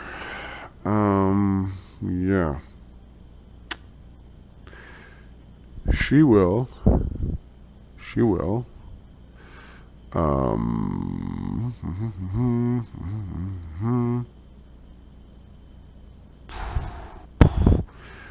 inspire Very risky move here. Very risky move. She'll inspire Fire Soul, because it's Fire Soul's very soon turn. She's gonna go bring Fire Soul right here. Follow me on this one, okay? And you'll understand why later. And now for her second action, I think she will just stay where she is at this point. Demon Blade, you're a waste of time. Turn. So it's gonna go straight to pretty much Fire Soul. Huh. And Fire Soul, what she's gonna do, first things first, she will unleash a fireball. Because now she can closer, she has range, and she's gonna take care of the Berserker, because the Berserker is going to go in action very soon. And that's a 6. No, sorry, that's a 9, by the way. That's a 9 plus her 3 intelligence. 12. Wow, that's just enough of intelligence to strike it. Alright. So that's good. We know we hit it. So now it's a question, do we damage it? 3 plus the 2 that we get is only 5. So it only does 1 damage. 1 damage against... sorry. 1 damage against this ugly looking bugbear. So we can put it right here because there's only 1 bugbear now. We have to try again. We just have to try again. So what she's going to do, let's see this.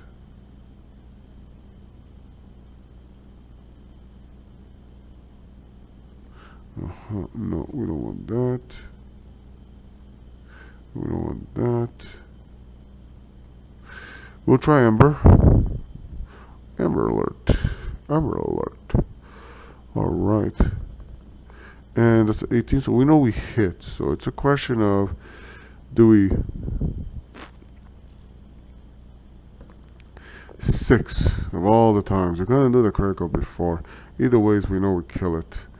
So I'm very happy on that. So we're going to remove that last spellcasters. Alright, spellcasters are spellcasters, hence why there's 2 in the group. And yeah, we eliminated 2 more, so there's only 1 ugly looking foe, and this is going to give us another gold, by the way. So we have 6. Woohoo! We're doing okay. So now we're entered the end phase. Whew. Okay, so now because we did the end phase, first of all we remove this. Okay, we're gonna get threatened very soon, and now we roll for this, and we rolled a 5 minus the 1 is a 4, so we're okay. Well, we'll put the dice there. Okay, so we're okay. So now we reset the marching order. So that's how an Outlast goes. And now we have no fate tokens, by the way, but we can use a charm, by the way, and yeah. Why would you not? Okay, so there you go.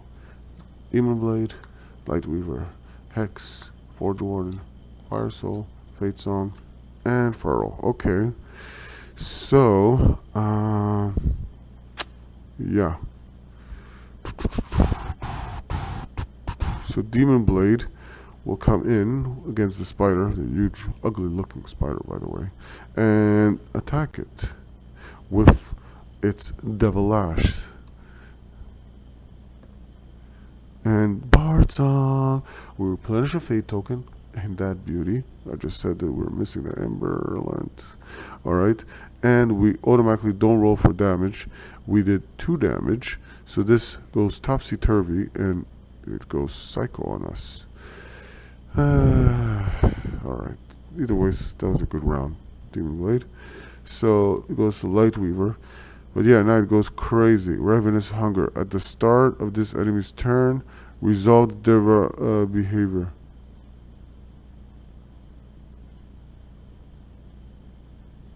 Okay. Okay. But it's not gonna happen. And also we have to watch out. Whew. Okay, it's dangerous. It has this also. So we have to really get rid of it right now.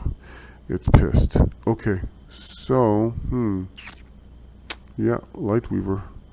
Light my soul on fire. Okay. We have Magic Blast. So,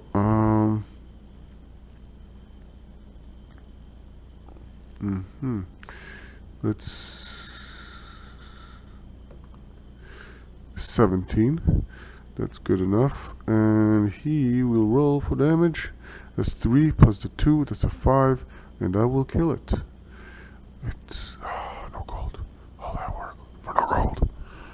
I'm sorry. Hope you love the effects. Okay. So that didn't go too well. Okay, I mean that went very well. Sorry, I meant that went very well.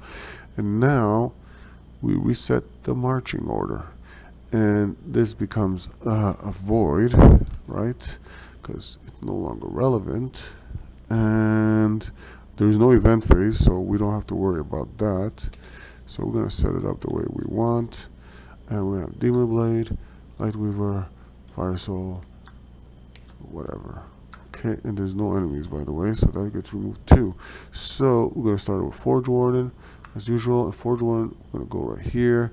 Then 1, 2, 1. So everybody's just gonna kind of group up here. Don't forget, Forge Warden is still blessed, and he has 2 wounds. And we're gonna go into the 3rd room right now, and I'm really scared to know what's gonna be in the next room. But it is what it is. All right, so. There are rooms each one, but we did so far successfully complete 2 rooms, and now we end this end phase, and still there's another end. But before that, we're gonna roll pretty much to see 3. We're good, and we're gonna go now. Pretty much we remove the second one, because if there are no tokens to discard and there are fewer there, then you put 2 more. So at this point. If we're place a new room on this tile and describe and put this. Okay, so what we're gonna do is we're gonna place a new room first. Okay, and which is gonna kind of override because it's gonna create the marching order right away. It's gonna cycle the marching order. When a new tile is placed, then add this one. So this is going to take precedence over this one. So we won't get to do this one because this one kind of overlaps it. So let's see what the next room is. Please be merciful. Okay. This is it. So again, doors don't matter in this case. And doorways, we're just going to put it wherever it is. We got a battle aspect card to resolve. Well, this is tile number 3, and room number 3, and it has, again, 3, 4, 5 foes. So we have to place 5 tokens. As we know, right here, counters, and 3, 4, and 5, and our foes should be familiar, except now there's the Butcher also, the only Hobgoblin here, and we have the Hunter, and we have the Berserker. The 2 enemies I don't want to face are not there. Okay, so we're going to place them into the marching order, and we'll try to make sure the marching order is as best as it possibly can. Alright. Alright. Alright. Oh, sorry. And like this. And like this. And like this. And we're going to see what it is. Hopefully, oh, this is a weird setup. This is a weird setup, but it is what it is. Ooh, actually, we might get lucky. Yeah, I think we go. Oh wow. Okay, we go. Okay, this was a great setup. Okay, sorry, this is a great setup. Even though we have no fate tokens, we might have to use a charm here. Okay, so we do have a mushroom there. Okay, and at this point, Alright, so we're ready to start, and more importantly, there's a mushroom tile right here where the Butcher is, along with the Butcher, so usually it takes effect in the event phase. It could poison us. Could. Okay, so we're going to start with, we're we're going to start with, let's see, who's feeling lucky.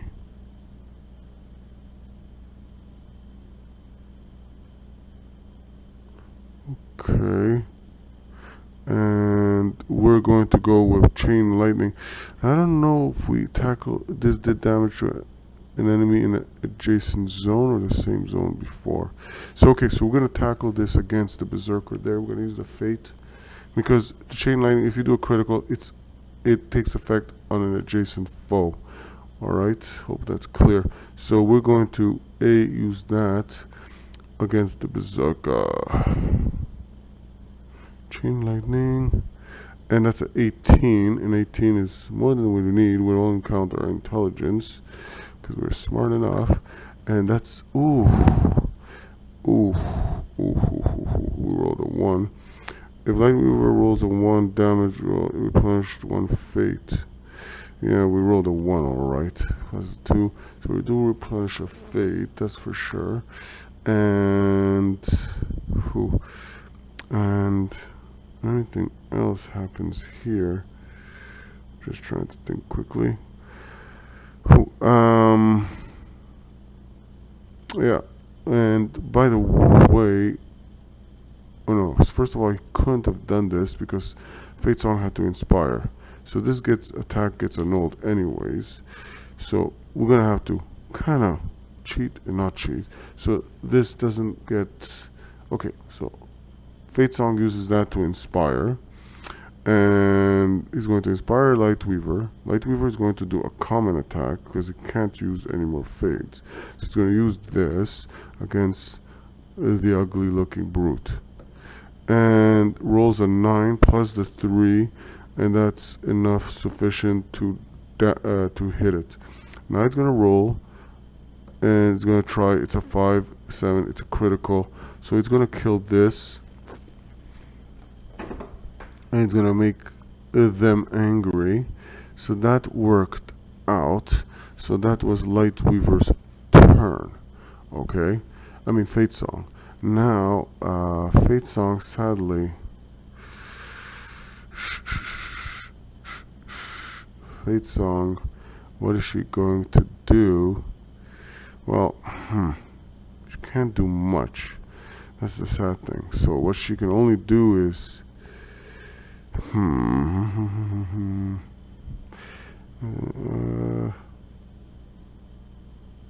okay, so you know what? We're going to use another charm. We'll replenish all the fate tokens. We need it. It's going to be a costly one, but okay, we already have 6 gold. So that's Fate Song's turn. Fate Song will end there. Now we're gonna go to the next one, Demon Blade. Demon Blade, she will, wherever she is, she's gonna waltz in. Whew. Yeah, do we go after the butcher? Yeah, we go to the butcher. Alright, she's gonna go after the butcher. And now we have to watch out. So, because the way the mushroom patch works is if the event roll is 6 on the same tile as okay, so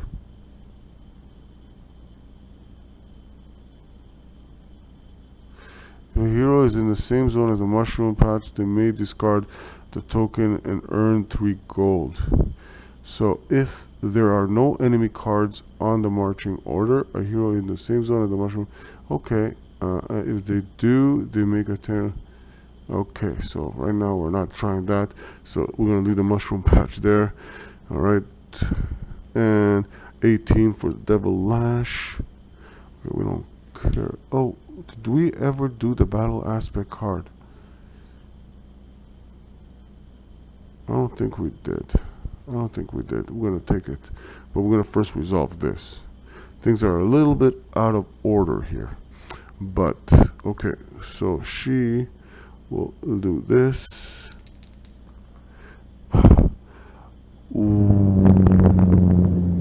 What are the chances of this? What are the chances of this? Can someone explain me this?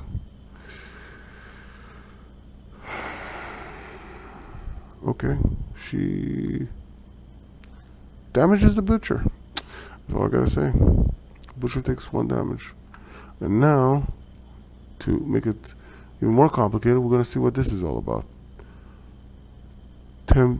Tempestuous blood. Wild rage overcomes your foes, having them little more than snarling beasts. If there are a berserker and or a hunter enemies on the tile, flip their cards to the heat up side when the new marching order is dealt. Okay, they're already that, so it's okay. So we didn't miss anything in a sense. Okay, that's okay. They're crazy as it is. And Demon Blade also missed, so don't worry, nothing bad happened. Forge Warning storms right in, and he's gonna try to handle this. By the way, there's no more 5, there's only 4. Alright. And we have 4, we have plus the 3, we have just missed the judgment call. Not judgment call, but yeah, we would have used judgment, so that would have used the fate token. I'm sorry, I didn't mention it. We're going kind of awkward here. So, Fire Soul. Okay, so Fire Soul, what she will do is...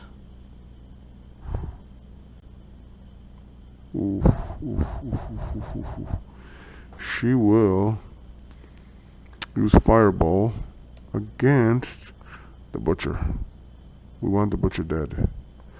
So Fire Soul's first instinct of attack will be against, and 17, it's a hit, so we don't have to worry about that. 5, even though it's a critical, this Butcher is dead.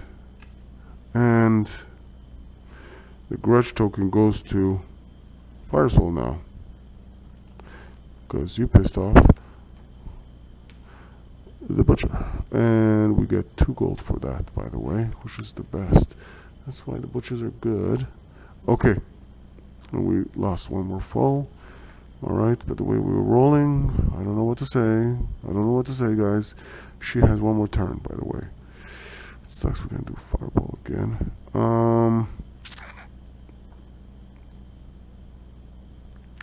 We could try for Ember Alert. And who do you want to go to Ember Alert? Because this has been removed, by the way.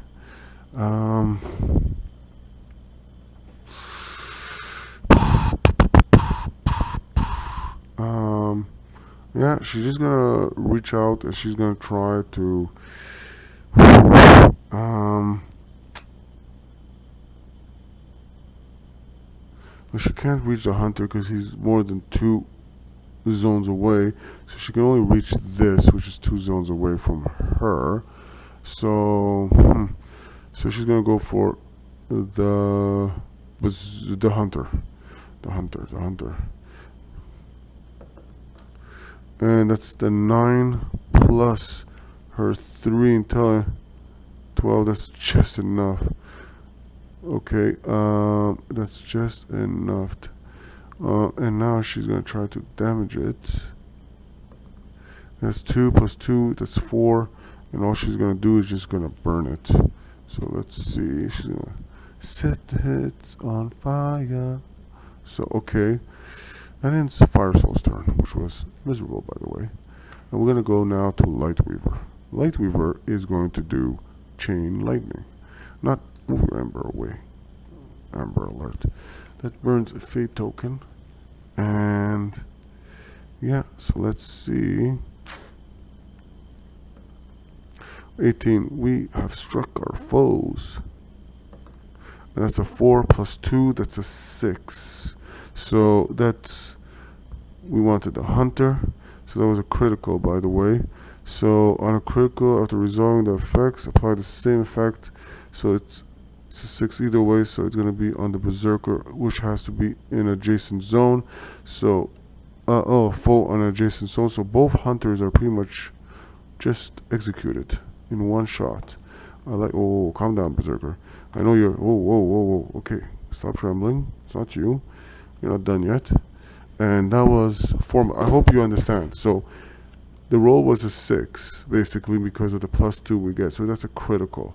A hunter is 5, so it's pretty much a critical damage. If it is a critical, then we apply the same damage to a foe on adjacent. Apply the same effects to an enemy in an adjacent zone, which is a 2 damage, which is critical, which I like. Okay, so that was done, and we paid the fate token on that, and the hunter has been removed. Wow, that was tremendous. I mean, okay, let's not jinx anything here now. Okay, so moving right along, and that, by the way, we have still Light Weavers one more turn. One more turn. Can we do it? We're gonna try. We're gonna risk it. We're gonna use Magic Blast. 11 plus the 3 is more sufficient for the 12 Berserker initiative.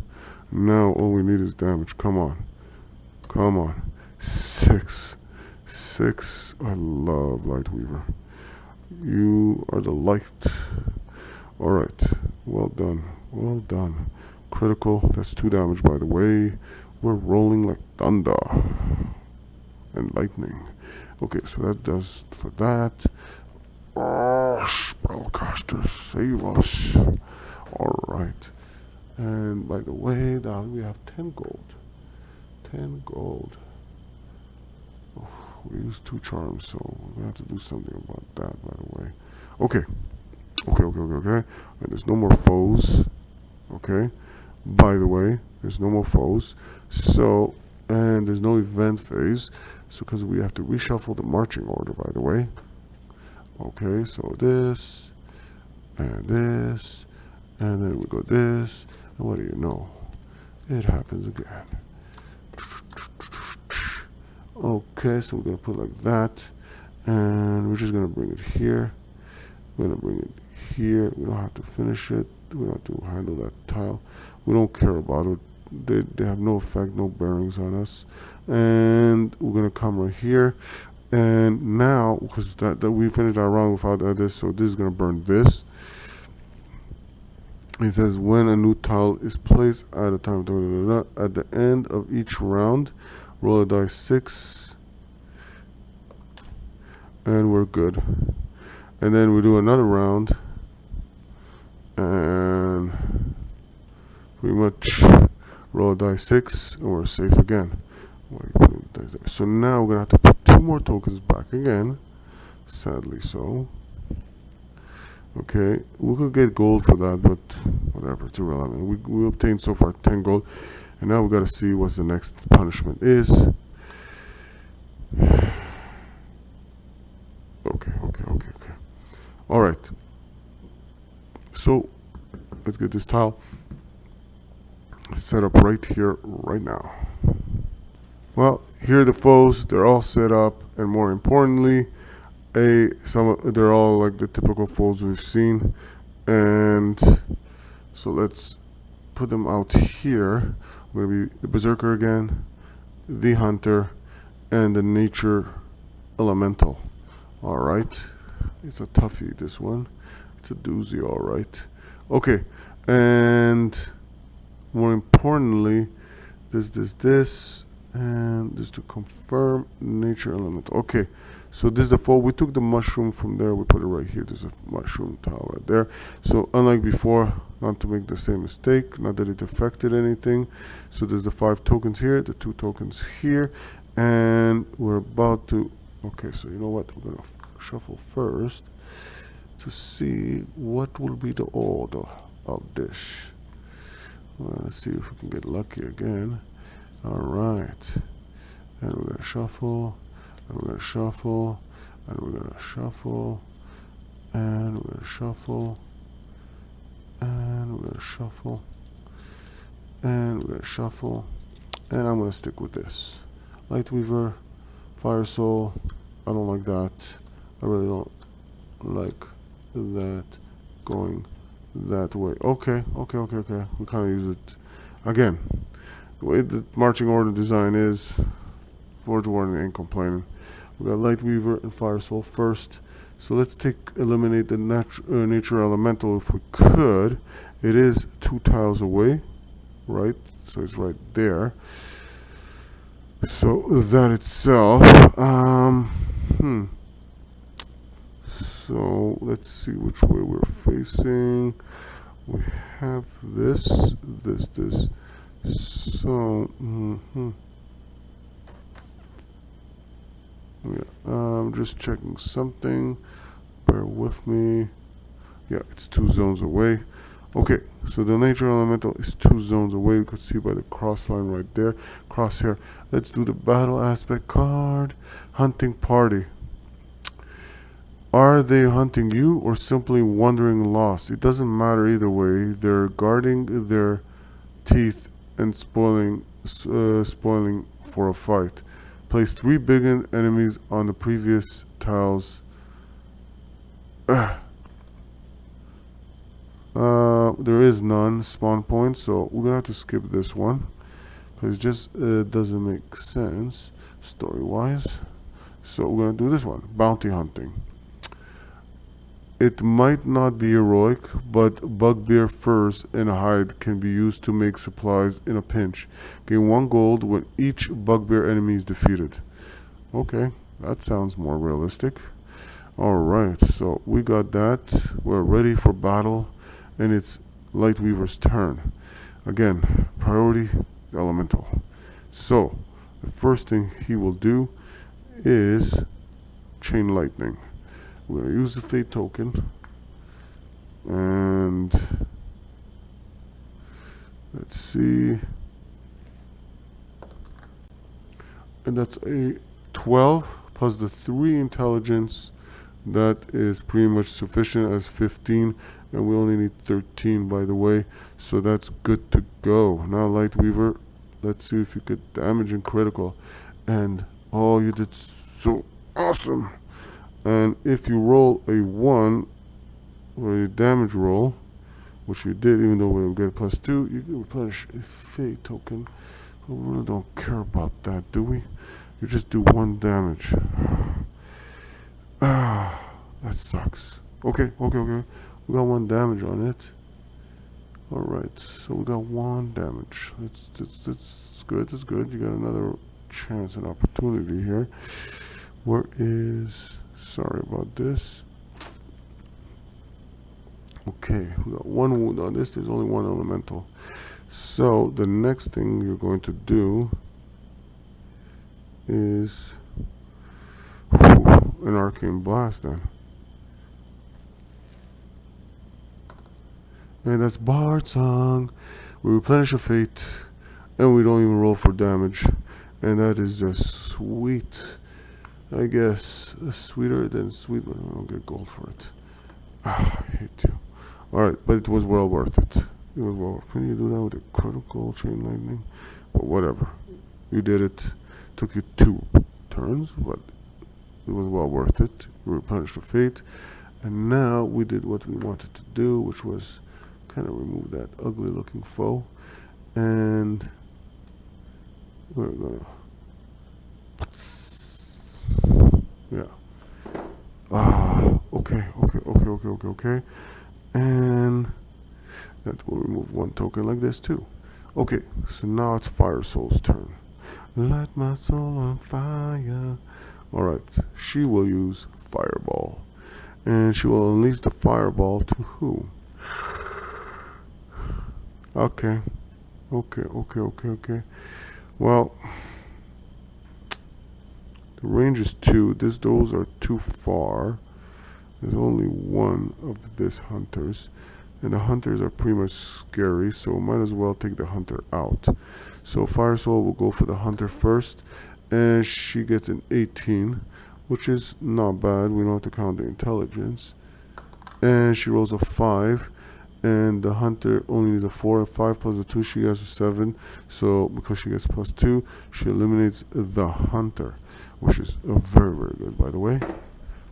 And because that happens, he goes a lunatic, and that she gets still 1 more turn. But the problem is, okay, that's a foe right there, and we got 1 gold for this hunter, and 1 gold. Okay.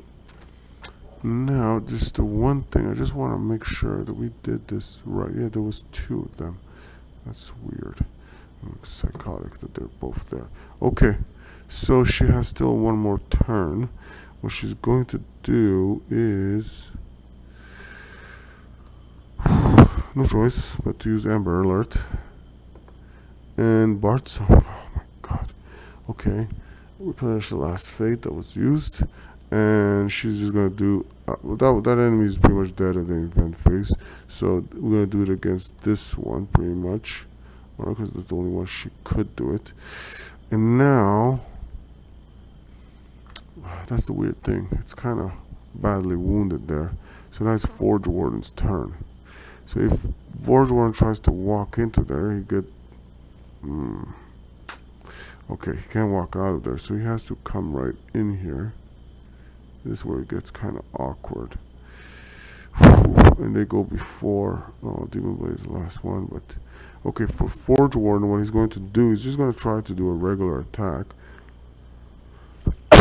where it's going to be a Mechanica Strike.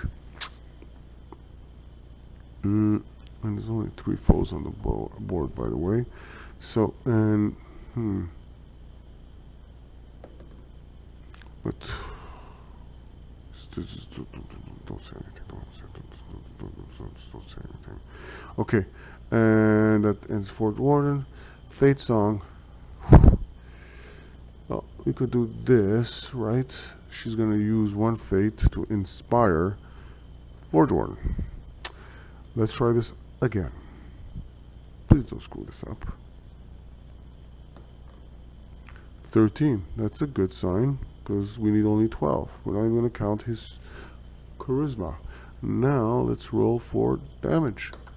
And wow, you did critical. And you see how it works, Forge Warden? And that pretty much does damage to that. They're already lunatic crazy. And we're just going to remove this from the board, even though it is going to die horribly very soon. They have attacked us. Okay, so that eliminates that. We're doing super good. Only Forge Warden is damaged. Don't forget he has 2 wounds, and he has never used, but he's not going to get to, and this is when so much goes on. He had an advantage that he never used, but too bad. It's lost. Alright, and also he can inflame if he hits an enemy, but burn them, but that's not going to happen because he eliminated the enemy. Okay, a lot of things can happen. Okay, and now for Fate Song, she can't do much. The Hex does nothing. The Berserkers go crazy. So let's see what this is. What is this? This is something crazy. Well, this is something new we haven't seen. And now the foe's gone berserk and charge a hero in an unengaged zone. Okay, so it's only going to be Forge Warden. Both of them are going to go after him. It only makes sense because he is the closest hero, and that's the movement. Well, they get 3, but I don't think they're going to do anything more than that. Yeah,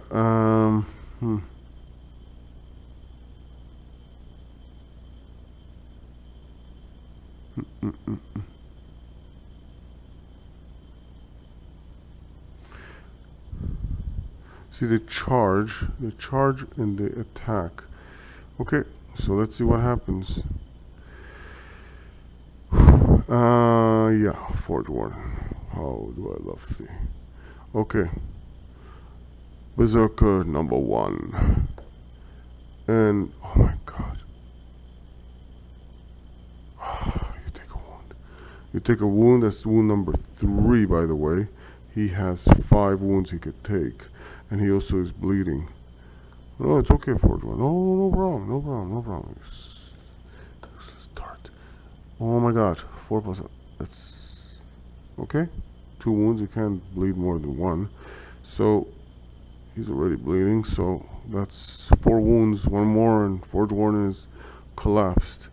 That ends the Berserker's turn. That was not good. So now it's Demon Blade's turn.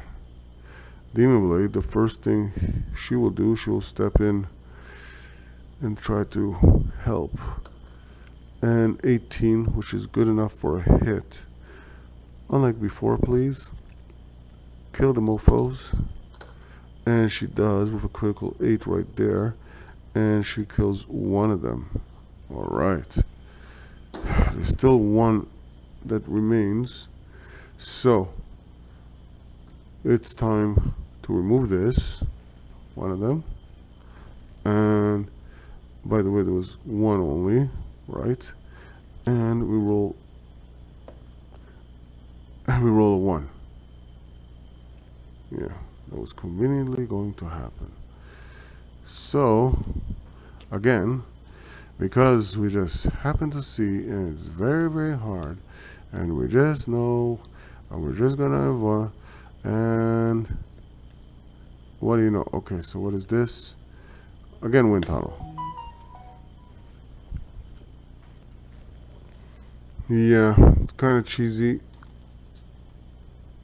but we're gonna find a solution, a new solution how to do this.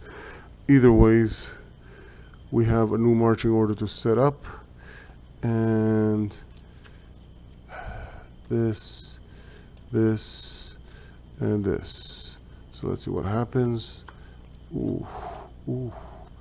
Well, we could end it right here. Okay, so Forge Warren is first. Forge Warren will do his attack, and what he will do is, okay, he'll do Judgment, because even if he misses, he gets his fate back. Alright, so he's going to try, he's going to use one fate, and that's an 18, so that's a hit. Now, let's see if he can do anything. 5. 5, and he can re-roll, by the way, because a 5 won't make a difference, because it's not a critical, because you need a 6. So we're going to try again. And it's a 1. Nothing happens. He does replenish a fate, which makes him get blessed, because when he replenishes a fate, he gets blessed. Oh boy, he's 4 and he's bleeding. He's not that great. And that gets taken away. Now he gets a second attack because he's there. So he could do a Mechanica Strike, per se. Alright, let's see how he does with this one. Oh, he did a wound, by the way. So he didn't kill it. But he did do a wound, by the way. Alright. And that's a 3. Just go back here quickly. Alright. And now it's Fate Song. Fate Song will use a fate to pretty much inspire Demon Blade to use her Devil Lash to attack. Oh, by the way, gain 1 gold for each enemy Bugbear defeated. We defeated 1, 2, 3. So there's 3 gold. And probably going to be a 4th gold right here. So let's see what happens. And 11. That's good enough. And we might be able to do it. So now 11 plus her 5. She gets plus 5 on attack rolls. So that's pretty much good enough. And she's going to use this. Doesn't matter really. At this point, 4 or 1. She does at least 1 damage. It already had 1 damage because of Forge Warden. We won't get into that. Yeah. So she got at least 1 damage. And yeah, it had 1 damage right here. So that's 2 damage. And it is good as dead. And just to be sure that we did, because at this point I got godly confused. And that's 17. Either way, she's now guaranteed to kill because she has 2 turns. Either way, she did a hit. If you're following what I'm doing really quickly, and that's 1 gold, and that kills it. And that's pretty much it. And then we get 3 gold because, 4 gold. So that pretty much will make this into a 5. So we have 15 gold right there. So we're gonna get to pretty much, and that eliminates this. Wow, we did it. So now it's gonna be okay. So there's no event because this pretty much settles this. And if you're following it, so it doesn't matter at this point. We're gonna shuffle it only once, and this is the heroes. and they're all going to stand back here.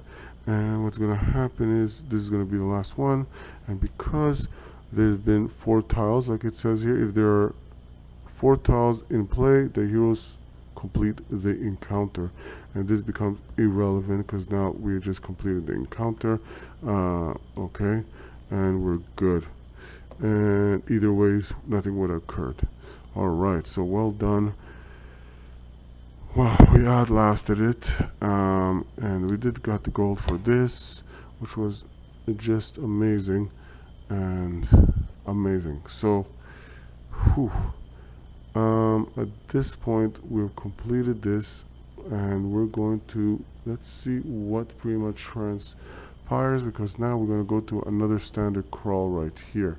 So let's see what happens in the maintenance phase. We're going to do the maintenance phase very, very soon. But before we do the maintenance phase,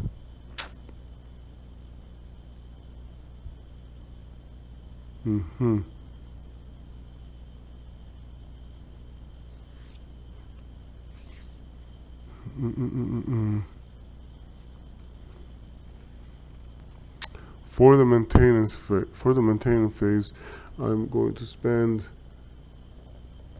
I want to go left, but I'm going to spend pretty much 14 gold to replenish 1 charm, and you know what, 1 charm and 1 toolkit. Luckily I didn't use any herb, and Forge Warren heals himself. They heal themselves, and they're back, and well. So this does this, and we end it, and we're gonna move to a standard crawl as I clear all this up. Whew, this was something. This is different. I liked it. Very competitive, though the marching order can be manipulated and played with. It still stayed interesting, competitive, with a lot of foes, interesting battles. The heroes stood. Forge Warren was a little bit out of it, and their chance of luck was a little fickle, but overall they succeeded. And thanks to the spellcasters were damaging, and hence why I brought him along. And Fate Song is a big difference. We never used the Encore, by the way, which happens in the events phase. Using a Fate token, we can make someone do an action again, but that's a different issue. Let's move on. The Dryad appears once more, clearly distraught. Heroes, I am most distressed by the devastation to the roots of the ever-standing oak. Alas, that tree was named as a hope, not a guarantee. If the roots sustain too much damage, then the oak will die and take the rest of the forest with it. Nature must be respected, especially in a place such as this. Heed my words and choose your actions wisely. The Dryad is almost a welcoming presence now, certainly familiar and thankfully non-hostile, given the belligerence shown by the bugbears. You must take care, it warns in a voice that creaks like old wood. What has been revealed to you? What has crawled from the shadows and hunted you in the dark are nothing compared to the terrors that lie deep within this ruins, deeper than even my roots dare travel. As the spirits departs, you look at one another and know that there is no choice to be made. Together, you have come so far already. Whatever is to be faced, you shall do so together. Well, let's keep pushing forward at this point, and now we are back to a standard crawl, and without much wasting or spending time, no one's wounded, and pretty much a lot of them are carrying XP, and they haven't spent it yet. They didn't feel like they had to. Alright, enough of the jibber jabber, as they say, and that will be it. Alright. Where's our famous marker there? It's Forge Warden turn. And Forge will come here. He will not explore except bang on the door, which can't stand still. And as before, let's remove this too, because they're kind of confusing. But so we're gonna have all the valiant adventurers or heroes now, pretty much, because of what they have achieved, and that they eliminated 2 bosses, by the way, the Reaver Captain and the Crimson Hook. Alright, we don't know what's waiting for us here. Alright, so let's explore. We have everything, and now it's the event phase. The event phase, nothing happens. It's Forge Warden's turn, and Forge Warden will look for a what do you know? So we have no choice but to go on this path or this route. Alright. Let's look for that tile quickly. The background noise is me searching for it. And I think I have found it. Alright. And there it is. Forge Warden.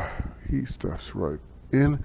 By the way, we've obtained, because our goodwill is, well, very goodwill, as you read the narrative, we got the Dryad's blessing. A warm feeling courses through you, like the touch of the summer sun. Keep this card in your inventory. Wow, we have quite a few cards in our inventory, and well, hopefully it has an effect, but right now it's, I won't say pointless, but yeah, we will do what we have to do. Now we have this, a challenge to aspect and tainted provisions. An old knapsack lies in one corner, covered in dust. Dare you try the provision inside. A hero on this tile can spend an action roll, die 4. If the results are 1 or 2, they suffer a poison. If the result is 3 or 4, they heal 1 wound. After the rolling, the result wasn't. We're going to discard this because this has no bearing here. So you know what? We'll try another one. I hope I don't regret this. Trial of character. Bright fireflies drift on the breeze, Their light painful to withstand. Dare you stare back and risk being blinded? Oh boy. This hero makes a target number 16 charisma action roll. If the hero have the blessed orchard card, the card discarded and they automatically pass. We don't have this blessed. I don't know, where is this? If they pass, each hero gains 1 XP, then place this card in the inventory. If they fail, discard the card. Damn it. Alright. So, let's see what Forge Warden does. And Forge Warden, S is 10, plus the 3 charisma that he has. Well, it's not enough because we need a target number of 16. And this is a fail. Alright, that's not good. Okay, well, you tried. Moving right along. Yeah. And now he's just gonna move right here. Oh, we're gonna have to probably use a.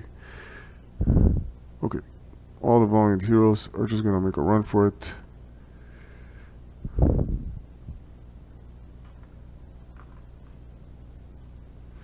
Let's see. Yeah, it could be possibly. Okay, no, he failed. Alright, it's the one that explored. Pretty much he failed. So he comes here, and obviously they closed the door. They're not going to leave the door open there. And this is removed. And we're going to look for a room, and hopefully it's merciful. And what do you know? It's never merciful. Alright, we have foes to deal with. So we have our foes set up. And pretty much, before anything, we're gonna let's you know what. Make sure you do. All right. Let's see what happens in this case. And again, there is a terrain effect, which is the mushroom, but doesn't do anything unless the event phase you roll a 6. Let's not forget. There's some berserkers, hunters, and nature elemental. Alright, so let's see how this goes, and this goes, and this goes, and this goes. Alright, so let's see. Fire Soul, Forge Warden, Hex, Light. Oh boy. Doesn't look that bad. Doesn't. Oh wow, okay. Doesn't look that bad. Thank you for the marching order. Great setup. Okay, now all the Valiant heroes are here. Fire Soul will just step in a bit to get a breathing room, but before anything she could do, there's a battle aspect to resolve. Ladies and gentlemen, Trial of Might. The Dryad's avatar await. Replace each enemy on this tile with a nature element. Oh boy. Okay. So, alright. Alright. Okay.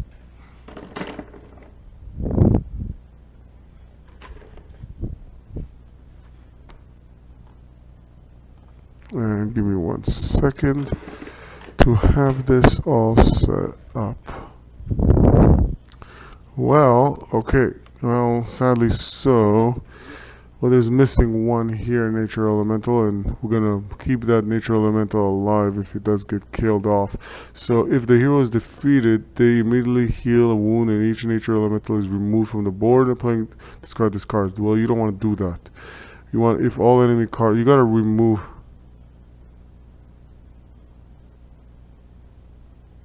Oh, if the hero is defeated for nature elemental, if the hero is defeated, okay, so you pretty much want to, we want to kill off all the foes here.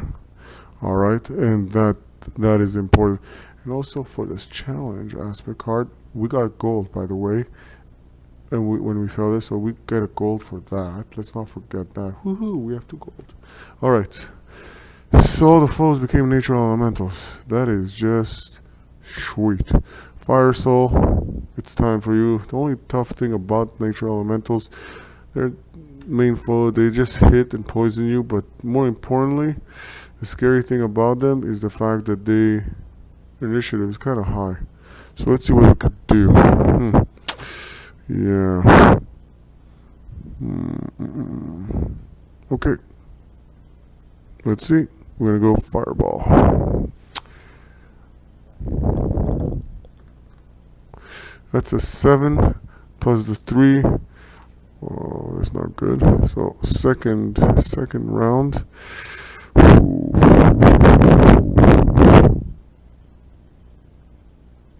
And yep, we're gonna try Ember. When this attack hits an enemy with okay, no, nothing's nobody's burning.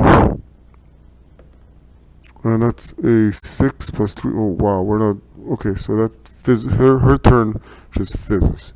She didn't do anything. So it's Forge Warden. It's up to Forge Warden. Let's see what Forge Warden will do.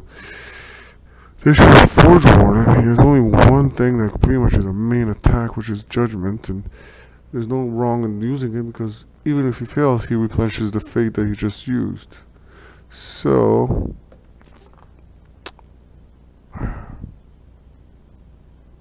Oh, this is gonna be horribly long. So he missed, and that's not good. And now for his second attack is Mechanical Strike. Okay.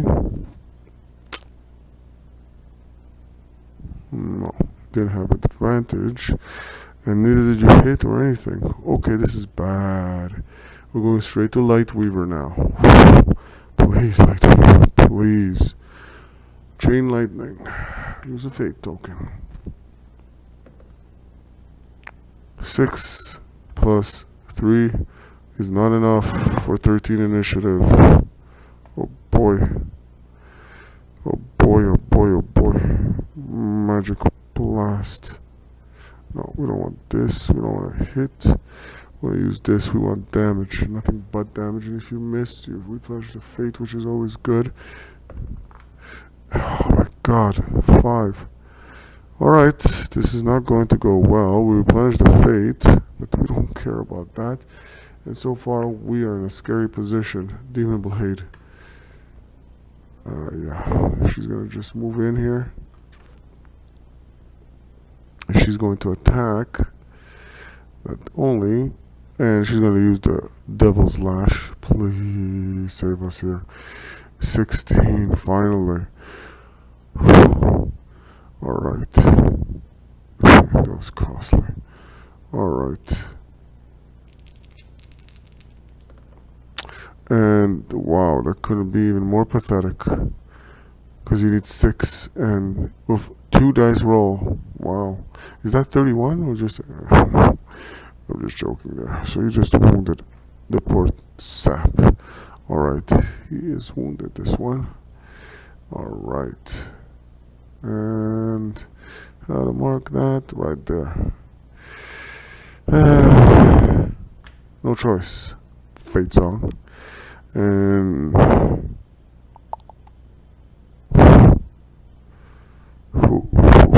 she will,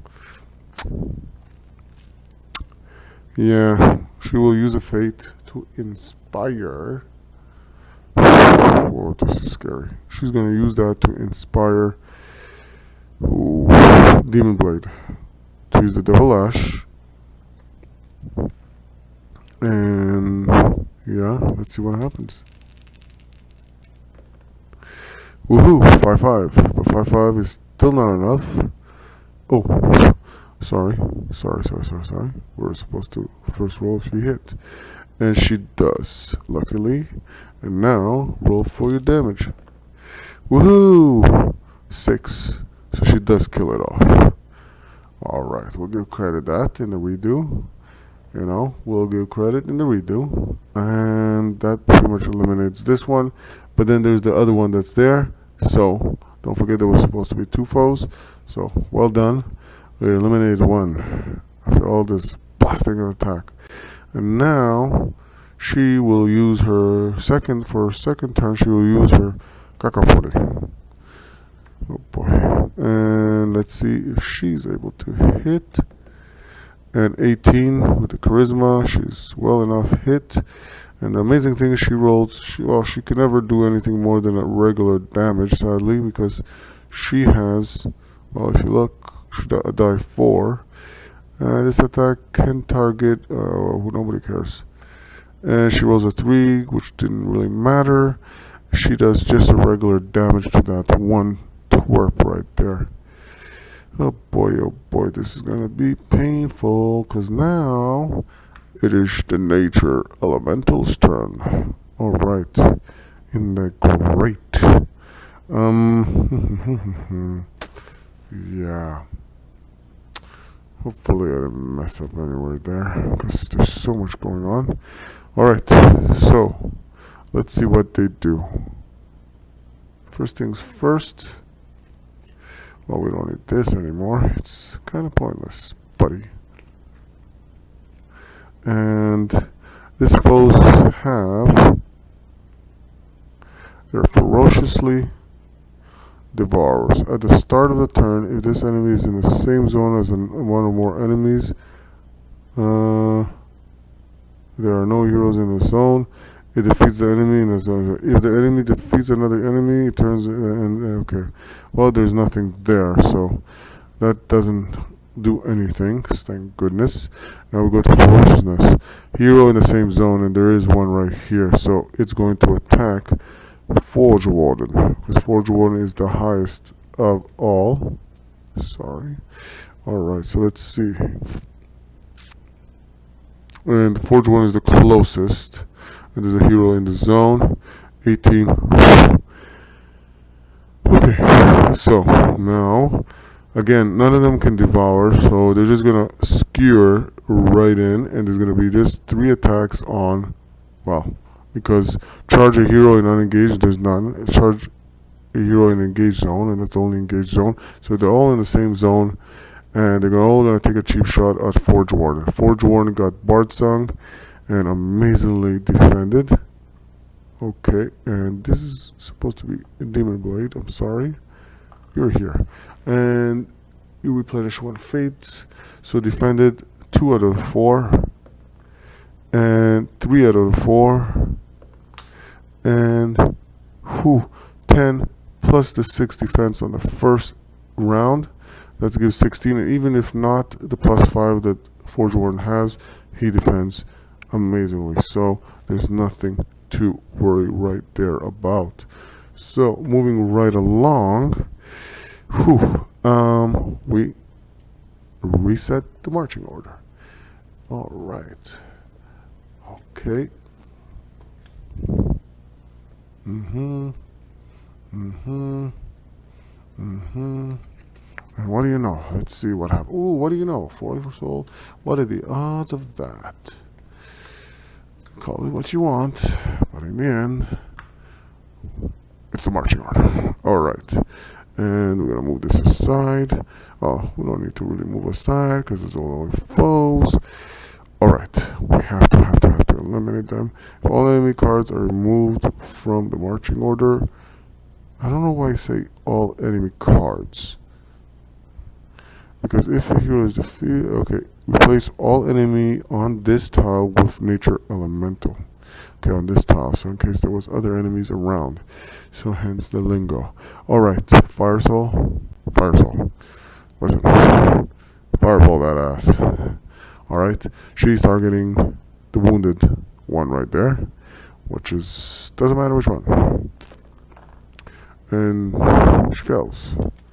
Oh, we're gonna go for this again, I think. Let's try this again. Critical miss. You replenish the fate, but I don't care about that. Alright, Forge Warden. The good thing about Forge Warden now, if he doesn't screw up, he has Judgment. Judgment is going to make his dice go really nuts. If you'll see if we manage to do that, and you pay 1 fate. And by the way, he should be blessed because he replenished the fate because he missed last time. So this roll should be advantageous with advantage. Alright. And he gets Bardsung, which replenishes a fate. And it's a critical hit, by the way, which anyways he replenishes fate, so you'll become blessed again if you follow me on this story. It make all sense for Forge Warden. He's amazing. He critical. Now, he doesn't need to roll, because at this point he did critical, but if he did have to roll, he would roll not a 10-sided die, but where's the 12-sided die? There's a 12-sided die right here. He will roll the max possible die because, well, he goes 3 upgrades based on his skill ability. Either ways, he eliminated this wounded one. We said we were after the wounded one, so sadly so. We should take on that target. But whatever. It is what it is. So we have eliminated pretty much 2 at this point. Bardsung. And now he is again. Luckily he is again blessed, but he's going to lose that blessing and he's going to roll again, not to forget. This time 8 plus 3 is not enough. No, it's not enough. Does he get any bonus on his? He gets bonus on defense.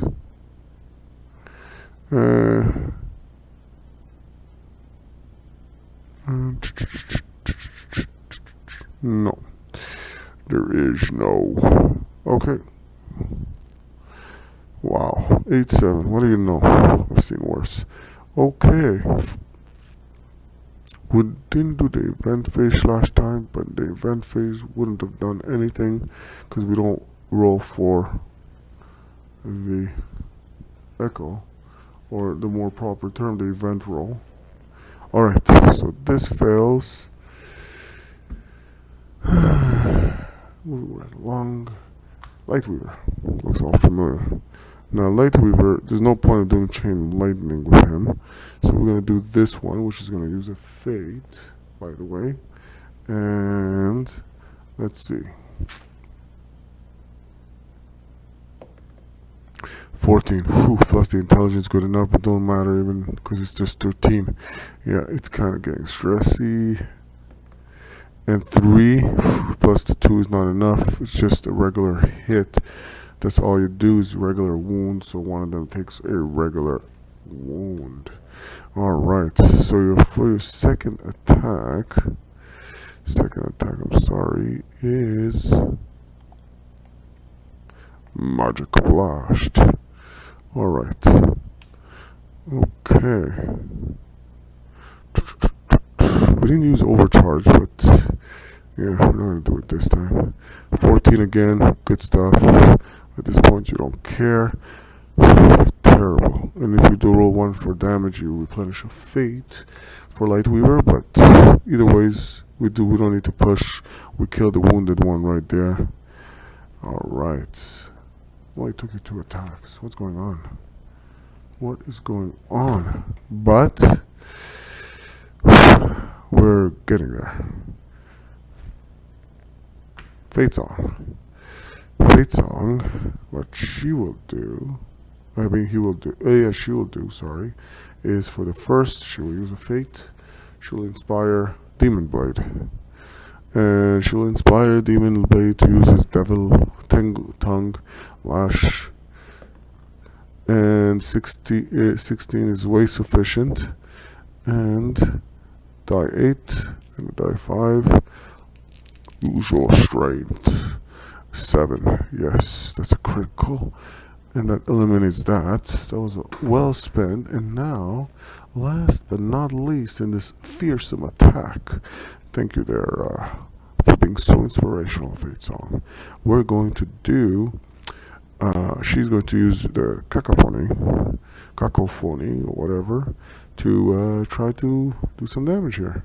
And it's a 10 plus her 3 charisma is way sufficient to tie the game. Tie the initiative. And she uses a die 4. She can never do a critical on this one. And she does a 4 critical, but 4 critical is not really critical because this needs a 6. So she just does a regular hit per se. And sadly so, it only takes a wound, one of them. This one. Okay. It's all down to the wire. Demon Blade. I got the Demon Blade. Alright. And well, per se, Demon Blade will use the Devil Lash. You keep on lashing. And 18 is way more than you need. Let's see. Oh, you suck. But it was all you need for that wounded, ugly looking element. Now, give me a second. What have we done here? Okay, so Demon Blade has ended this. And they don't get gold, but they get the XP. They get to keep this. So we gotta account for this XP that we do not take. By the way, everybody gets XP. Fire Soldier is lacking 1 XP. I don't think we have enough tokens here to give that XP. So let's just remember that. So here's this. We're going to reshuffle this because at this point, the Valiant Heroes, there's no event phase. All right. And we're going to go Forge Warning, Fire Soul, Hex, Lightweaver. All right. I don't know Fire Soul. You haven't been knowing too well. So the heroes are just going to move really quickly right into this door path. And this will end the terrain because this is the end very much right there. So we have now this. Oh, be merciful. Thank goodness. Thank the Lord. We have found it. And this is this like this, and that's pretty much it. Well, we could have it like this, or we could have it like any way we want per se.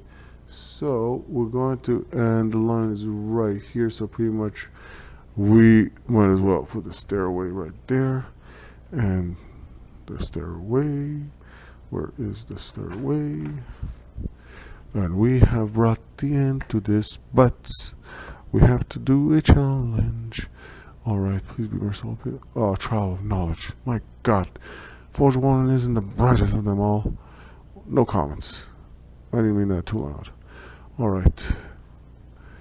The Dryad the Dryad of voice comes to you, echoing from ancient place.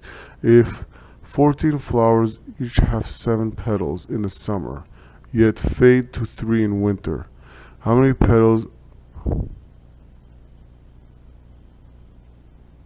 Place the answer within a vaulted trees.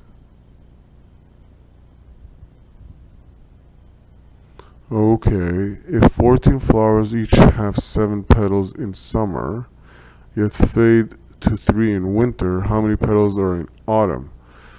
Well, 14 flowers each have 7 petals in summer, yet fade to 3 in winter. Summer, winter, and autumn is like, well, depends how you look at it, right?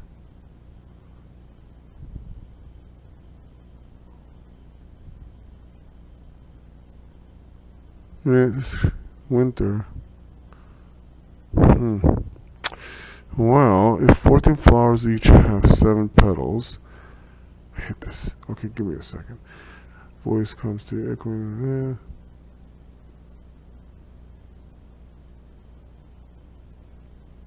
First, I got gold. That's for sure.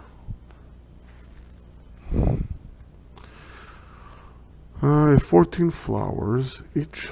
Give me a second. I'm just gonna throw a very peculiar answer.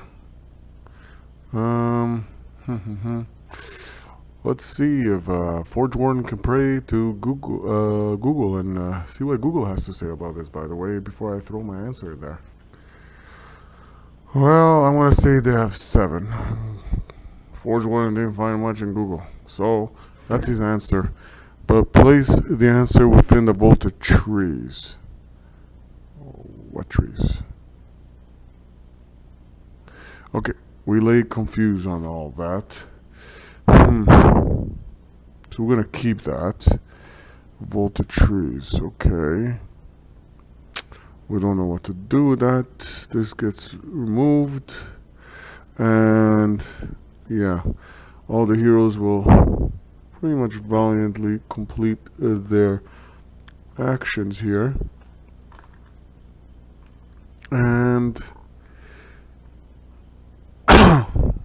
there was no event phase because there was only 2 tiles. Once he revealed this for confusion of Forge Warden, then he had his new round, but they all made it off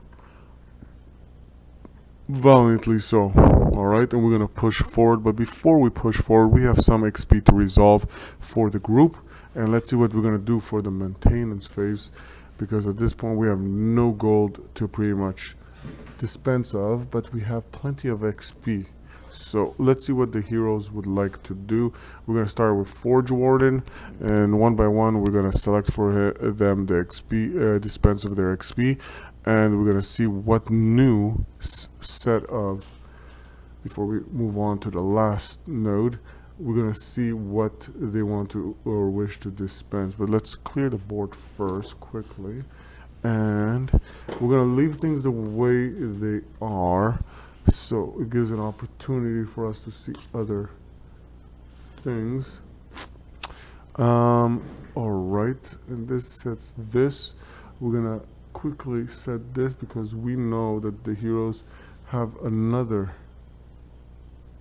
standard crawl, and that's pretty much just run across, and that's what they're going to do. So it's a very simple kind of standard crawl, right? And it's argumentative because, again, we just have to get to the edge of the line there, but nothing can pass it, and all the tiles will just go overwhelmingly beyond it. So we're going to stick like that, and we're going to do this quickly, and then we're going to start resolving all their XP one by one.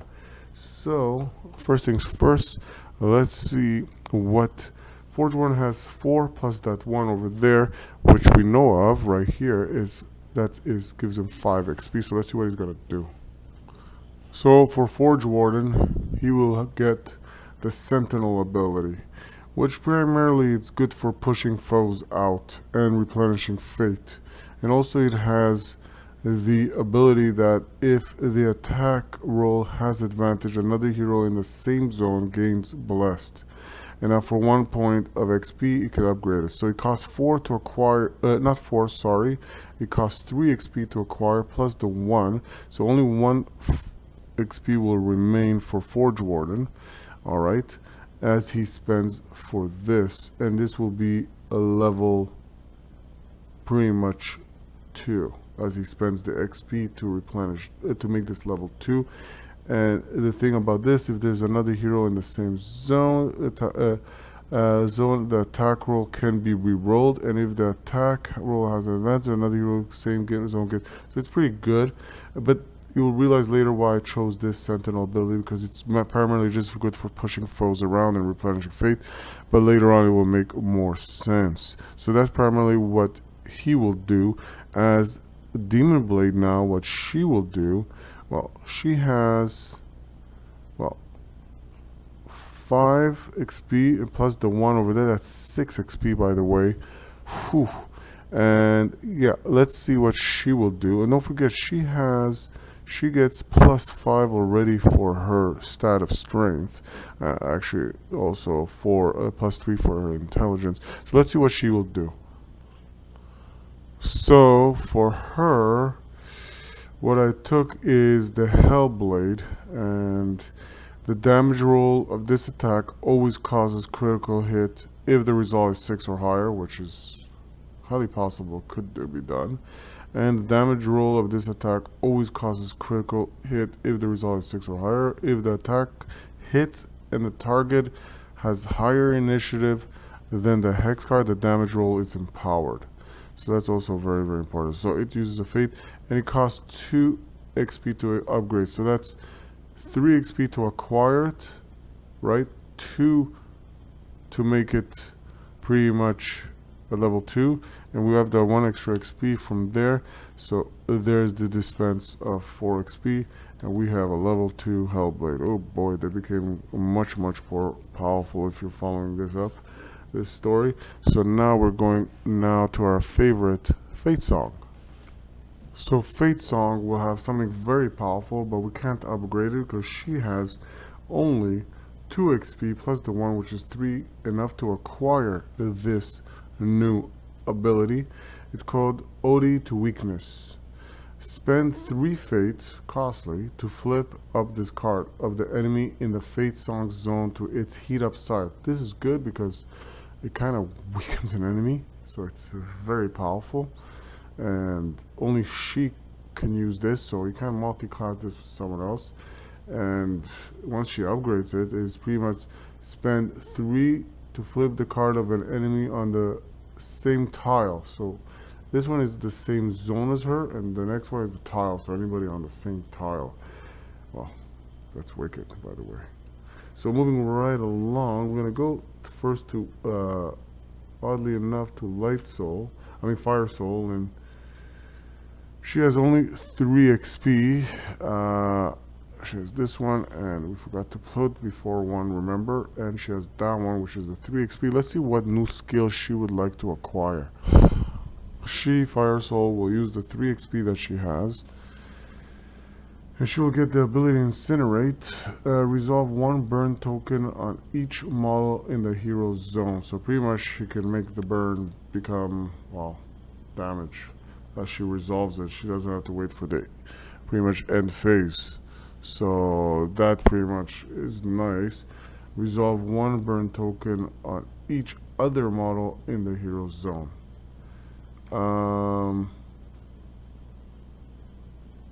I think it means hero's tile, but I'm not sure about that.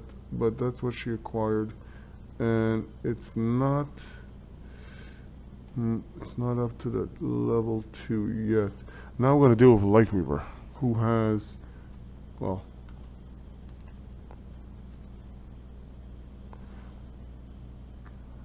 for 5 XP. Lightweaver will spend the 3 XP to acquire this, and spend 2 more XP to pretty much upgrade this. And only Lightweaver can use this, which is amazing. is this hero can spend a fate to add +1 to their range attack during an attack. Once per turn, this hero can also use this ability without spending fate. So, once per turn. Okay. Now that's amazing. So now all the heroes are pretty much acquired, and we're going to now move forward and see pretty much what is going on as we tread for another quick-paced and would love to know, Forge Warden would like to know the trial of knowledge, what's the answer, or at least what one thinks is the answer, what they should do also with this. But either ways, we're going to push forward, we're going to move on, and we're going to see what transpires as we push forward to finish the realm of the Dryad as we go and venture forward. Alright, so let's storm through this one. So, we're going to have the amazing Forge Warden. Alright, we'll try, as usual we do, succeed. And we're gonna do this as quickly as possible, least mistakes. But there has been a mistake all along, which I want to mention correct right now. The Valiant Adventurers have 3 actions per turn. They've been doing only 2. They have 3. So certain things would have transpired a little bit quicker if I gave them those 3. But they did 2 and amazingly survived. They had some rough, on the second, I think on the Outlast kind of issue. But in the end, it don't matter. The heroes and adventurers, one can call, they have 3 actions. So, we're going to move this really lightning speed. So let's see what happens. Watch out, Light Weaver. And now they became a little bit more powerful than they were before. They only have 3 gold per se. So ain't not much of greatness. So the next thing they do is they push this one. Well, what do you know? We got foes on the board. So let's get this tile quickly on the board. And let's see if I could. Nope, it's not this one. And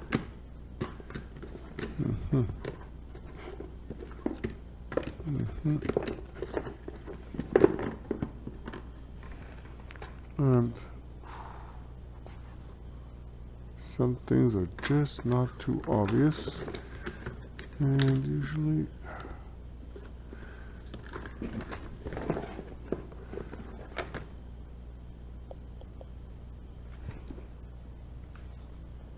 all right. So yes, we have done it. The gates are open. Allow me to access the foes. Alright. Yes. Alright. Chill, buddy. Okay, either ways, it is right there. Alright. And now, Forge Warden will find himself here. And don't forget, there's 2 zones right there. And we got, well, I don't like it, but we have a butcher in our midst. So let's handle that. We have a butcher. Alright. So the butcher will be here and with the hunter.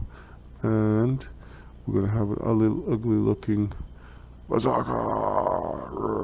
Alright, so let's get the foes on the board. And we know by now. So we got the Butcher, we have the Berserker, and we have the Hunter. Alright, we're going to pretty much shuffle this. Sorry for that. Alright. Okay. And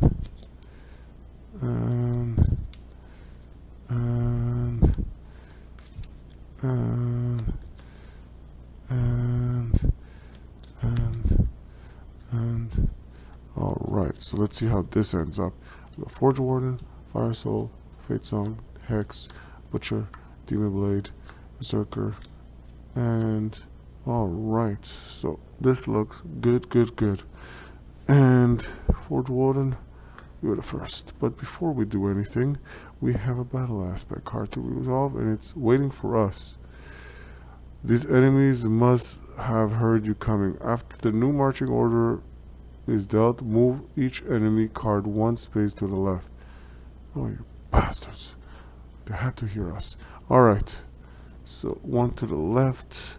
So this replaces the Hex. And Demon Blade, you move down. And Light Weaver, you go last. Alright. Okay. Okay. That ain't fun. And, well, Demon Blade does have a thing that she can do. Let's see.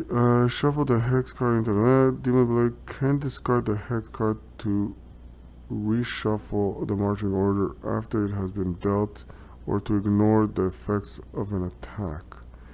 Okay, well, we're gonna leave it after the marching order was dealt, but again, we can't do anything because that battle aspect card, it comes after the fact.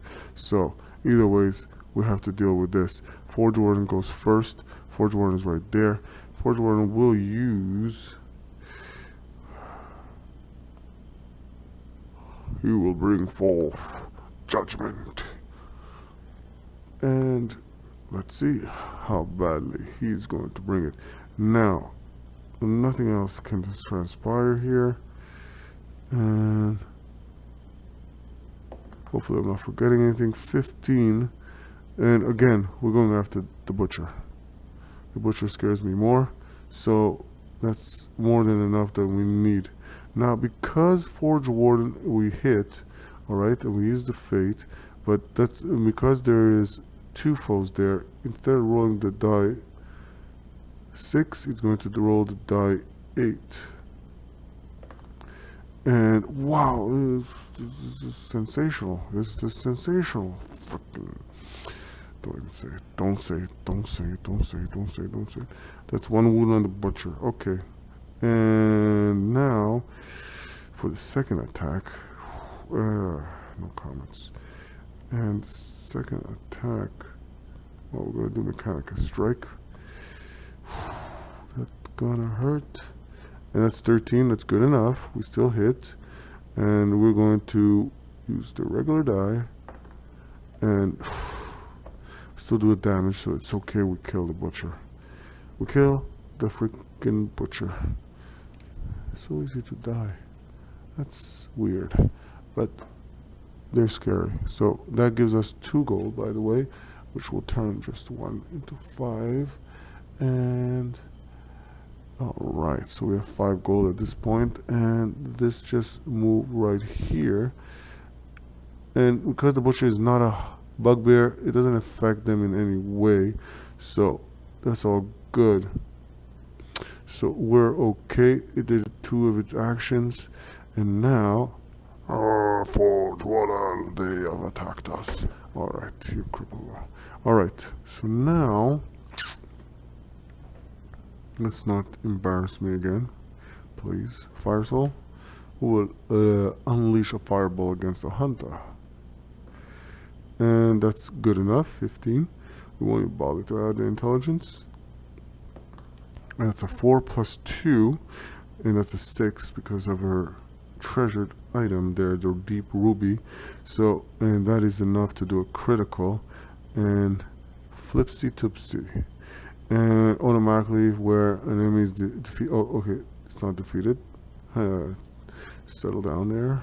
Okay, so that was good. The attack roll maybe reroll. Okay, no. Okay, we never re-rolled it. Okay, and now we need something to do damage.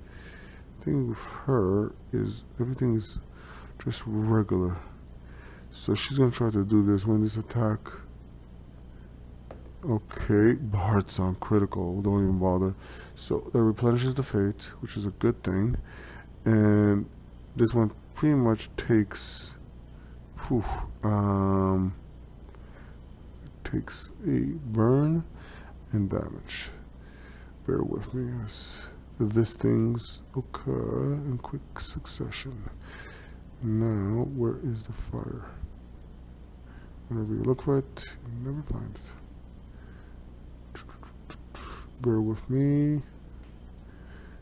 Alright, so there you go. It's the only hunter, so we could put it right here. So that resolves that for the second action. Though there's something interesting here, so we just want to make sure.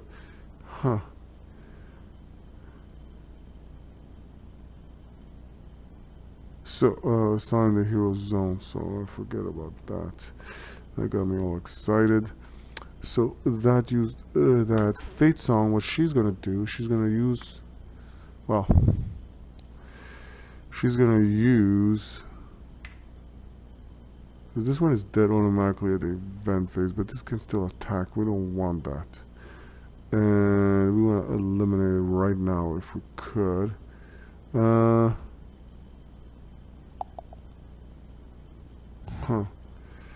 Okay, and Fate Song will inspire. Just debating who to inspire here. They're all an inspiration to me. Okay, and I'm gonna say Lightweaver, Chain Lightning, and because you're inspiring, it's going to be, which we didn't do before. It's again, we forgot. Each one has 3 actions, so that's okay. So at this point, wow, which one would you want? The critical miss or this? Whatever. You're supposed to pick the highest roll. So either ways, that was a miss for your first action, Fate Song. So Fate Song for second action, what she will do. Ooh, let's see. She will do the Cacophony against the hunter, and that's enough to hit it. And now, we only need to do we pretty much kill it right now, and that's a 4. We did a critical, but not that it's relevant at this point. And she still has 1 action, by the way, and that again we fall into that same mistake. But either ways, first we kill this hunter, and this hunter will provide us with 1 gold. Alright, when this one gets all pissed, so let's add that gold right now. So we have 6 gold, and this hunter is eliminated. That's a good thing, but we have to worry about this berserker. Now she has 1 more turn, and then it's the berserker's turn. So we're gonna let the berserker do its turn, and the berserker will just storm in. So, okay, so Forge Warrior needs to defend against this Psycho, and he rolls a 15, which is way more than what we need. There's no miss here, so that's a good thing. So, we can breathe. He goes to Demon Blade. 3 actions. This is when we cannot forget. So, first action comes in. It will use the Devil Lash, and that is pretty much 11 plus the 5. It's way sufficient, so 16. So we pretty much hit it. Now it's a question, do we obliterate it? And sadly so, you do not. You just do a regular hit damage, which is okay.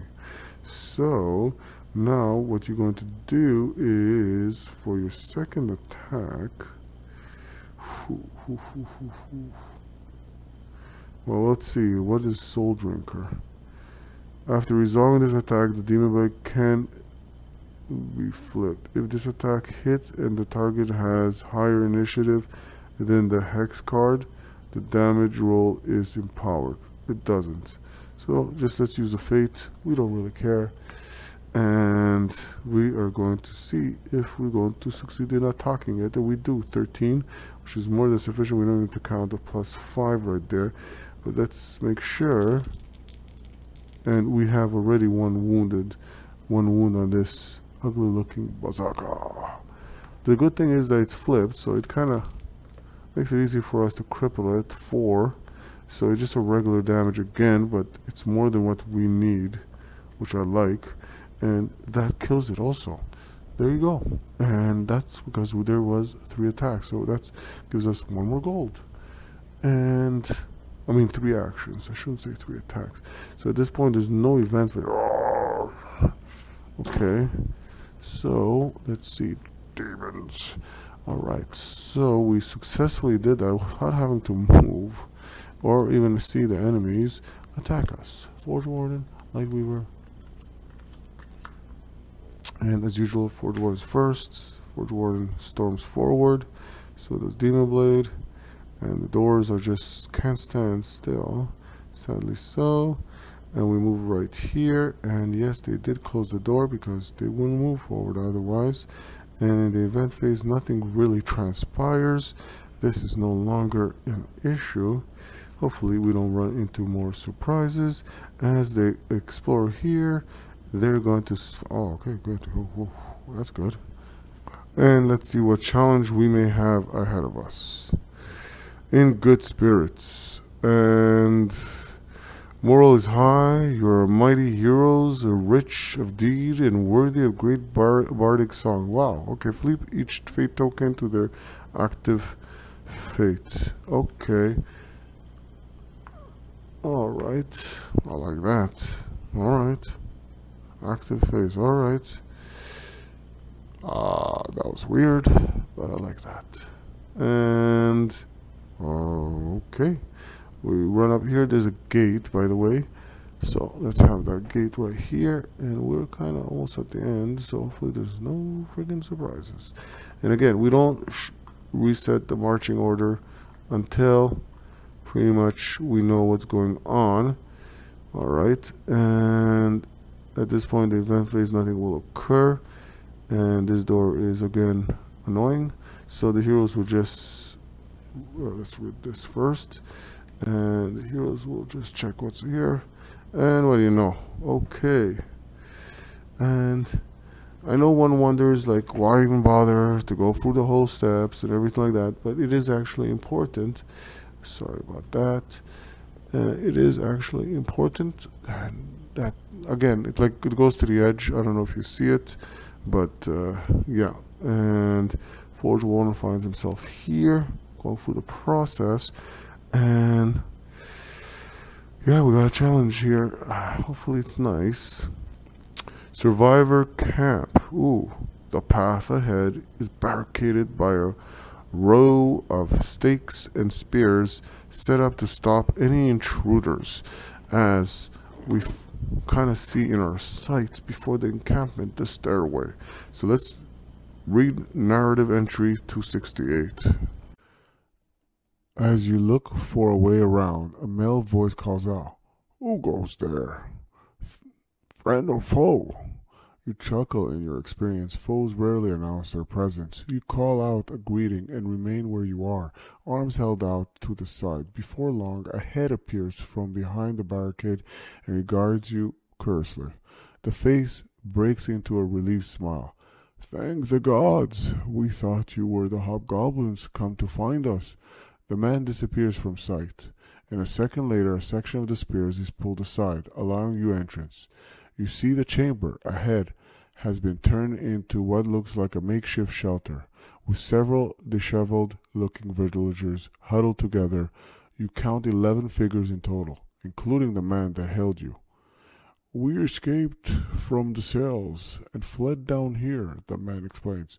"Too many guards patrolling the surface looking for us." You nod. "They can't stay here, of course. They'll run out of food soon, if they have any at all." The man strokes his chin. "I don't know." A mischievous look settles in his eyes. "We probably can't follow you, but we can help you with some of the monsters around here.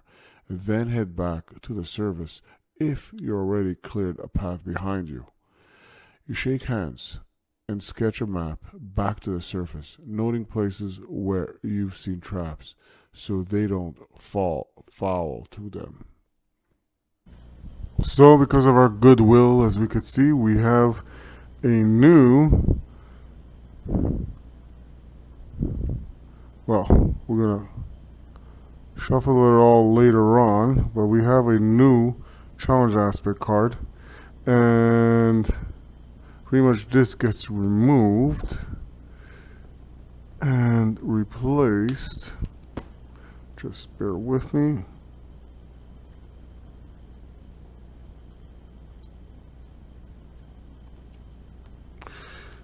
Alright, so this gets interesting. So this is the moment we love most because, again, it creates that variety that we all love, and we never know what's going to happen at this point. So just follow me through on this. Alright, so we've done that, and pretty much now the heroes can move on, and they've all moved forward and out, forward and out, forward and out, and that ends right there. So let's see what transpires as we move forward, as we're looking forward to seeing where we go from here. That's pretty much, I think we came to the end of the realm of the Dryad. Well, the Dryads didn't seem too pleased, but we have obtained the Bracer of Life, and pretty much this is very good. It's a simple leather band that seems to hum with energy waiting to be unleashed. This hero may spend an action to heal all wounds on each hero. This is very, very powerful and should only be used in much dire times. Whew, we have acquired a lot of cards, and I don't know if we still keep these cards here, the trials. I think pretty much this can be returned because of our failures. I think at this point. Alright, and we did only 3 trials. We succeeded some trials, so that goes into the, that pretty much resolves that. Also, we have to make a decision. We follow the passage they opened, or we go on our merry way. So that's a decision to come. So now each hero has pretty much acquired 4 XP, and they could use the XP or keep it for now. And I think they're gonna keep it for now. They don't need to use it. So Forge Warden will keep his 4 XP, which will let him have 5. And Demon Blade, she will, she has Hellblade. Hellblade is at level 2 already, so she will also keep her 4 XP. Alright. And then there is, sadly so, her ability for Fate Song is 5 XP, so she has to keep the 4 XP. She has no choice but to do that. So she will keep 4 XP also. Now for sadly so also will Lightweaver keep the 4 XP. And for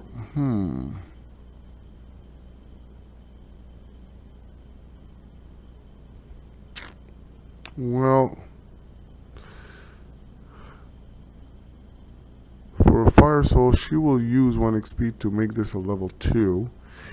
Incinerate your foes, and she will keep 3 XP. Sadly, so we're out of those kind of tokens, my sweet Fire Soul.